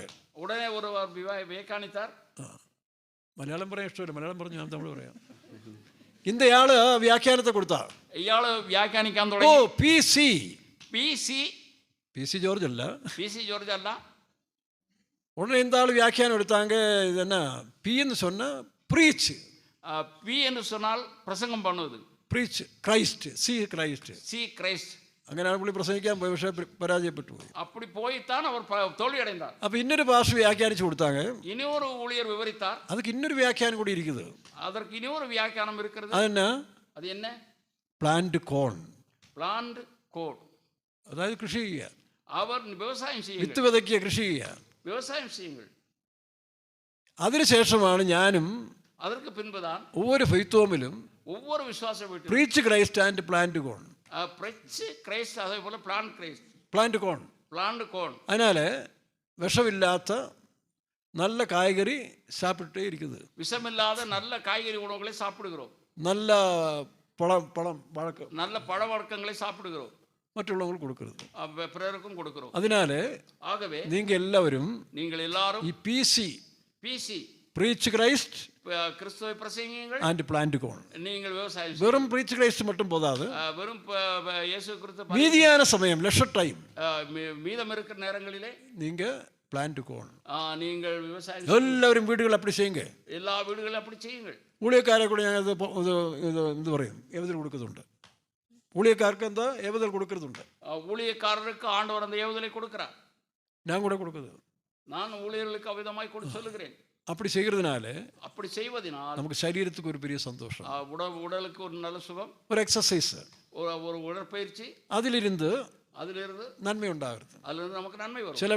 சில ஆளுகள் சொல்லுவாங்களே, இந்த சபையில போதிச்சு ஒருவனும் குணப்படுவதில்லை. இந்த சபையில போதித்து ஒருவனும் குணமாகவில்லை. இந்த குமளியை குறித்து அப்படி சொல்ல முடியாது. குமளியை குறித்து அப்படி சொல்ல முடியாது. சிலர் பேசுறது உண்டு, சிலர் பேசுகிறார்கள். ஆனால் என்னுடைய ஒரு கருத்து, என்னுடைய கருத்து, எங்க குட்டநாட்டில் ஒரு பெரிய தாத்தா பேசின ஒரு காரியம் எனக்கு ஞாபகம். കുട്ടനാട്ടിലെ ഒരു വയതാന താത്ത சொன்ன കാര്യം. നിങ്ങൾ തമിഴാണോ? ഞാൻ മലയാളം പറയാം. അപ്പോൾ കുട്ടനാട്ടിലെ ഒരു വയസ്സായ അപ്പച്ചൻ പറഞ്ഞൊരു കാര്യമുണ്ട്. ഒരു വയസ്സാന താത്ത சொன்ன കാര്യം, ഈ പിള്ളേരൊന്നും ശരിയല്ല, ഈ പിള്ളേകൾ ശരിയില്ലേ. അപ്പോൾ പുള്ളി വിചാരിച്ചൊരു 10 വാഴ അങ്ങ് വെക്കാന്ന് വെച്ചു. ഒരു 10 വാഴയെ നടുവും. 10 വാഴയിലും നല്ല കൊലയുണ്ടായി. 10 വാഴയിലും നല്ല കൊലകൾ கிடைத்தது. അപ്പോൾ പുള്ളി ഒരു കാര്യം പഠിച്ചു. அப்பொழுது அவர் ஒன்றை கற்றுக்கொண்டார். എന്താ? என்ன கற்றுக்கொண்டார்? ഇതൊരു നല്ല പണി, இது நல்ல வேதம். അതുകൊണ്ട് നിങ്ങളെ മക്കളെ വളർത്തി ക്ഷീണിച്ചാലും நீங்கள் பிள்ளைகளை வளர்த்து இளைப்படைந்தால் ഇതുപോലുള്ള കാര്യം ചെയ്താൽ അത് നല്ല ഫലം തരും. அது இதே மாதிரி செய்தால் അത് കാണുമ്പോൾ സന്തോഷം, அது நமக்கு சந்தோஷம். കാണുമ്പോൾ പാക്കുമ്പോൾ, பாதை பார்க்கும் பொழுது ஒரு சந்தோஷம், അത് പറിക്കുമ്പോൾ സന്തോഷം, அதை அறுவடை செய்யும்போது സാപ്പിടുമ്പോൾ അതിനേക്കാൾ വലിയ സന്തോഷം. அதை உணவாய் உட்கொள்ளும்போது அதை விட சந்தோஷம். അതിനകത്ത് അന്ത കാലത്തിൽ അപ്പമാർ പേശുവാങ്ക, அந்த காலத்தில் தாய்மார்கள் சொல்வார்கள், നിന്നെയൊക്കെ മാനുഫാക്ചറിങ് ചെയ്ത കാലത്തില് உன்னை பெற்ற இந்த நேரத்திலே 10 വാഴ പോട്ട് വെച്ചിരുന്നാല് 10 வாழை வைத்திருந்தால் അതാകിലും ഫലത്തെ തന്നിടുക. அது நல்ல பலனை தந்திருக்கும். അതുകൊണ്ട് രണ്ടും വേണം കേട്ടോ. இரண்டும் வேண்டும். ഇങ്ങ ഫെയിലറാണ്, ഇങ്ങ പരാജയപ്പെട്ടാൽ இங்கே தோல்வி அடைந்தால் അവിടെ നമുക്ക് ലാഭം കിട്ടും. அங்கே நாம் வெற்றி பெறுவோம். അതുകൊണ്ട് എന്ത് ചെയ്യണം? ஆகவே என்ன செய்யணும்? PC preach Christ, இயேசு குறித்து பிரசங்கியுங்கள், plant corn. விவசாயம் செய்யுங்கள். പൗലോസപ്പോസ്തലൻ பவுல் என்ன சொன்னார்? തന്റെ കൈകളിനാലെ വേല ചെയ്തു. என்னுடைய கைகள், என் சொந்த கைகளால் வேலை செய்தேன். നമുക്കും വേല ചെയ്യണം. நாமும் வேலை செய்வோம். അതൊരു എക്സസൈസ് ആണ്. அது ஒரு உடற்பயிற்சி. അതും മനസ്സിന് സന്തോഷം വരും. அது മനസ്സിற்கு സന്തോഷം. ചുമ്മാ പ്രസംഗം എന്ന് പറഞ്ഞ് നടന്നാലും മനസ്സ് കെട്ടുപോകും. പ്രസംഗം നടന്നാൽ ശരീരത്തിൽ ഏതായാലും ജോലി ചെയ്യണം. ശരീരത്തിനാണ് വേല ചെയ്യണം. ഞാനത് ഇന്നുവരെയും ചെയ്തു വരുന്നു. ஏதாவது செய்து கொண்டே இருக்க வேண்டும். വർഷങ്ങൾക്ക് മുമ്പ് പാലായിലിരിക്കുമ്പം പാലാവിലെ നാം ചില ആണ്ടുകൾക്ക് മുമ്പ് 2 സുവിശേഷ വേലക്കാർ സക്രിയാപ്പതിനോട് പറഞ്ഞു, ചെറിയാങ്കുഞ്ഞ് ഇപ്പം സുവിശേഷ വേലയൊന്നും അല്ല, കൃഷി ചെയ്യാന്ന് പറഞ്ഞു. ചെറിയാങ്കുഞ്ഞ് ഇപ്പോഴത് സുവിശേഷ വേലയല്ല, വ്യവസായം ചെയ്യുகிறார். പാസ്റ്ററിനോട് ചോദിച്ചു, എന്നെ ചെറിയാങ്കുഞ്ഞ് ഇങ്ങനെ കേട്ടല്ലോ, എന്നെ இப்படி கேள்விப்படுகிறோம். ഞാൻ ഒരു 3-4 മണിക്കൂർ എക്സസ് സുവിശേഷം പറഞ്ഞും പ്രാർത്ഥിച്ചു എല്ലാം കഴിഞ്ഞാൽ ഒരു 3-4 മണിക്കൂർ അധികമുണ്ട്. 3-4 മണി നേരം ഇതെല്ലാം ചെയ്ത പുറപ്പാട് മീതം ഇരിക്കുന്നത്. ഈ 4 മണിക്കൂർ ഒന്നുകിൽ ആരുടെയും കുറ്റം പറയാൻ നടക്കണോ, അല്ലെങ്കിൽ വേറെ എന്തെങ്കിലും ബാജ് പിടിക്കാൻ, ആ സമയം ഞാൻ ഇതിങ്ങ് ചെയ്യാമെന്ന് പറഞ്ഞു. മറ്റുള്ളവരുടെ കുറകളെ ചൊല്ലി നടക്കുന്ന അന്ന നേരത്തിൽ ഇത് ചെയ്യുക. അത് നല്ല കാര്യമോ, ചെയ്തോളാൻ പറഞ്ഞു. അത് നല്ല കാര്യം ചെയ്യുക. അതുകൊണ്ട് മെനക്കെട്ട് നടന്ന ഏഷണിയും ദോഷം പറയുന്നതിന് മുമ്പേ നാം നേരത്തെ അങ്ങനെ നേരത്തെ വീണാക്കാതെ കിട്ടുന്ന സമയം എന്തെങ്കിലുമൊക്കെ കുടിച്ചു പോയി അത് പ്രതിഫലം തരും. ഇതൊന്നും സുവിശേഷത്തിന് വിരോധമൊന്നും അല്ല. പണ്ട് ഞാനൊരു ഫെയ്ത്തോ ചെല്ലുമ്പോൾ ഒരു ഉപദേശി കായ്ച്ചിരുന്ന മരങ്ങളെല്ലാം വെട്ടിക്കളഞ്ഞു. ഞാൻ ചെയ്തു, എന്തിനാ ഇവിടെ ടൈൽസ് ഇടണം, ഫ്ലോറിംഗ് ടൈൽസ് ഇടണം. ഞാൻ പറഞ്ഞു, മരത്തെ വെട്ടിയാൽ ദൈവം നിന്നെ വിട്ടു എന്ന് പറഞ്ഞു. വേദപുസ്തകമുണ്ട്, ഫലം കായ്ക്കുന്ന മരത്തെ വെട്ടരുത്. തന്നെ ഈ മരങ്ങളെല്ലാം നിന്ന് പുല്ലുമൊക്കെ നിന്ന് ആ പുൽത്തകിടിനേക്കാൾ നല്ലതാണോ ഈ ടൈൽസ്? നാട്ടിലെ ഫെയ്ത്തോമിന്റെ എല്ലാം പറമ്പ് മുഴുവൻ ടൈൽസ് ഇട്ട് ഇരിക്കപ്പുറത്ത് ഇല്ലാതായി, വെയിലടിച്ചിട്ട് റിഫ്ലക്ട് ചെയ്തിട്ട് അതിനകത്ത് ഇരിക്കാൻ വയ്യ. ടൈൽസ് പോട്ട ഇടങ്ങളിലെ മനുഷ്യന് കുടിയിരിക്ക മുടിയല്ലേ. പിന്നീട് അപ്പുറത്തെ ഫാൻ ഇപ്പുറത്തെ ഫാൻ അടിക്കൂടെ ഫാൻ എന്ന് വേണ്ട എൻ്റെ പൊന്നെ, എല്ലാ ഇടങ്ങളിലും ഫാൻ ഓരോ കണ്ടുപിടിച്ചതാ അവർ കണ്ടുപിടിക്കുന്നത്. ശരി, ഞാനതെല്ലാം നിർത്തിയത്, അതിന് അതൊന്നും പറയുന്നില്ല. അതുകൊണ്ട് എന്ത് ചെയ്യണം? ജ്ഞാനം സമ്പാദിച്ചോണം കേട്ടോ. നിങ്ങൾ ജ്ഞാനത്തെ സമ്പാദിക്കുക. ജ്ഞാനം ഉള്ളിടത്ത് എവിടെയും പിഴയ്ക്കാം. ജ്ഞാനം ഇരുന്നാൽ എങ്ങനെയും പിഴയ്ക്കാം. ഈ തിരുക്കുറൾ പറഞ്ഞ പോലെ യൂട്യൂബിൽ അല്ലല്ലേ, തിരുക്കുറൾ സുനവണമായി അത് എന്താ കാലത്ത് എല്ലാ കാലത്തിലും എല്ലാ കാലങ്ങളിലും നമ്മളെ പ്രൊട്ടക്ട് ചെയ്യുന്ന, അത് നമ്മളെ പാതുകാക്കും ആരൻ കോട്ടയാണ്. അത് ഒരു കോട്ടയായിരിക്കും. അത് നിങ്ങൾ സദൃശവാക്കൊണ്ട് വായിരേ, അത് നീതിമൊഴിയിലെ വാസിയങ്ങൾ. അതിനകത്തോണ്ട് ഈ ജ്ഞാനത്തിന്റെ കാര്യങ്ങളല്ല. അങ്ങേ ജ്ഞാനത്തിലൂടെ പിള്ളേരെ അതെല്ലാം പഠിപ്പിക്കേ, അത് പിള്ളേർ കற்றுകൊടുക്കുക. അങ്ങനെ അവർ ജ്ഞാനികളുടെ ഒരു ഗ്രൂപ്പായിട്ട് മാറട്ടെ. അവർ ജ്ഞാനികളുടെ കുഴുവായി മാറുക. ഇത് മറ്റു സമൂഹങ്ങളും ചെയ്യും. മറ്റു സമൂഹങ്ങളും BJP-ക്കാരും കമ്മ്യൂണിസ്റ്റുകാരും ഈ തോന്നിവാസം എല്ലാം വിളിച്ച് സമൂഹത്തെ വിഷമലിനമാക്കാതെ നിങ്ങൾ കോൺഗ്രസ്സുകാരും നല്ല കാര്യങ്ങൾ പറയും. ഇപ്പൊ സതീശൻ പ്രസംഗിക്കാൻ തുടങ്ങിയിട്ടുണ്ട്, സുവിശേഷം പ്രസംഗിക്കാൻ തുടങ്ങിയിട്ടുണ്ട്, രാഹുൽ ഈശ്വരൻ സുവിശേഷം പ്രസംഗിക്കുന്നു. ബാക്കിയുള്ളവരും തുടങ്ങേ, എല്ലാവരും യേശുവിനെ പ്രസംഗിക്കേ. യേശു ദൈവത്തിന്റെ ജ്ഞാനം, യേശു ദൈവത്തിന്റെ ശക്തി, എല്ലാ നാമത്തിനും മേലായ നാമം, സകല മുഴങ്കാലും, എല്ലാ മുഴങ്കാലുകളും. അത് മാതാമൃതാനന്ദമയല്ല, മമത ബംഗാളിലെ മമതാ ബാനർജി മാത്രമല്ല, മമതാ ബാനർജി മാത്രമല്ല, സകല നേതാക്കന്മാരും യേശുവിനെ ഏറ്റുപറയുന്ന ഒരു കാലം വരും. എല്ലാ തലവറുകളും യേശു അറിയിക്കപ്പെടും. സകല അന്ധവിശ്വാസങ്ങളും തകർക്കപ്പെടുന്ന ഒരു കാലം വരും. എല്ലാ അന്ധവിശ്വാസികളും ഏക വിശ്വാസി യേശു കർത്താവ് ഏറ്റുപറയുന്ന നാളം വരും. യേശുവേ എന്ന് എല്ലാവരും ചൊല്ലുക. എല്ലാ നാമത്തിനും മേലായ നാമം, എല്ലാ നാമത്തിനും മേലായ നാമം, എല്ലാ നാമത്തിനും മേലായ നാമം, എല്ലാ നാമത്തിനും മേലായ യേശു കർത്താവ്. യേശുവേ എല്ലാ നാമത്തിനും മേലായ നാമം, ഭക്തർജനം എല്ലാ നാമത്തിനും മേലായ നാമം, ഭക്തർജനം വാഴ്ത്തും നാമം, എല്ലാ മുഴങ്കാലും മടങ്ങിടും തിരുമുമ്പിൽ വല്ലഭത്വമുള്ള നാമം. എല്ലാ മുഴങ്കാലും മടങ്ങിടും വല്ലഭത്വമുള്ള നാമം. ശ്രീയേശുനാമം അതിശയനാമം ഏഴയെനിക്കിമ്പനാമം. ശ്രീയേശുനാമം അതിശയനാമം ഏഴയെനിക്കിമ്പനാമം.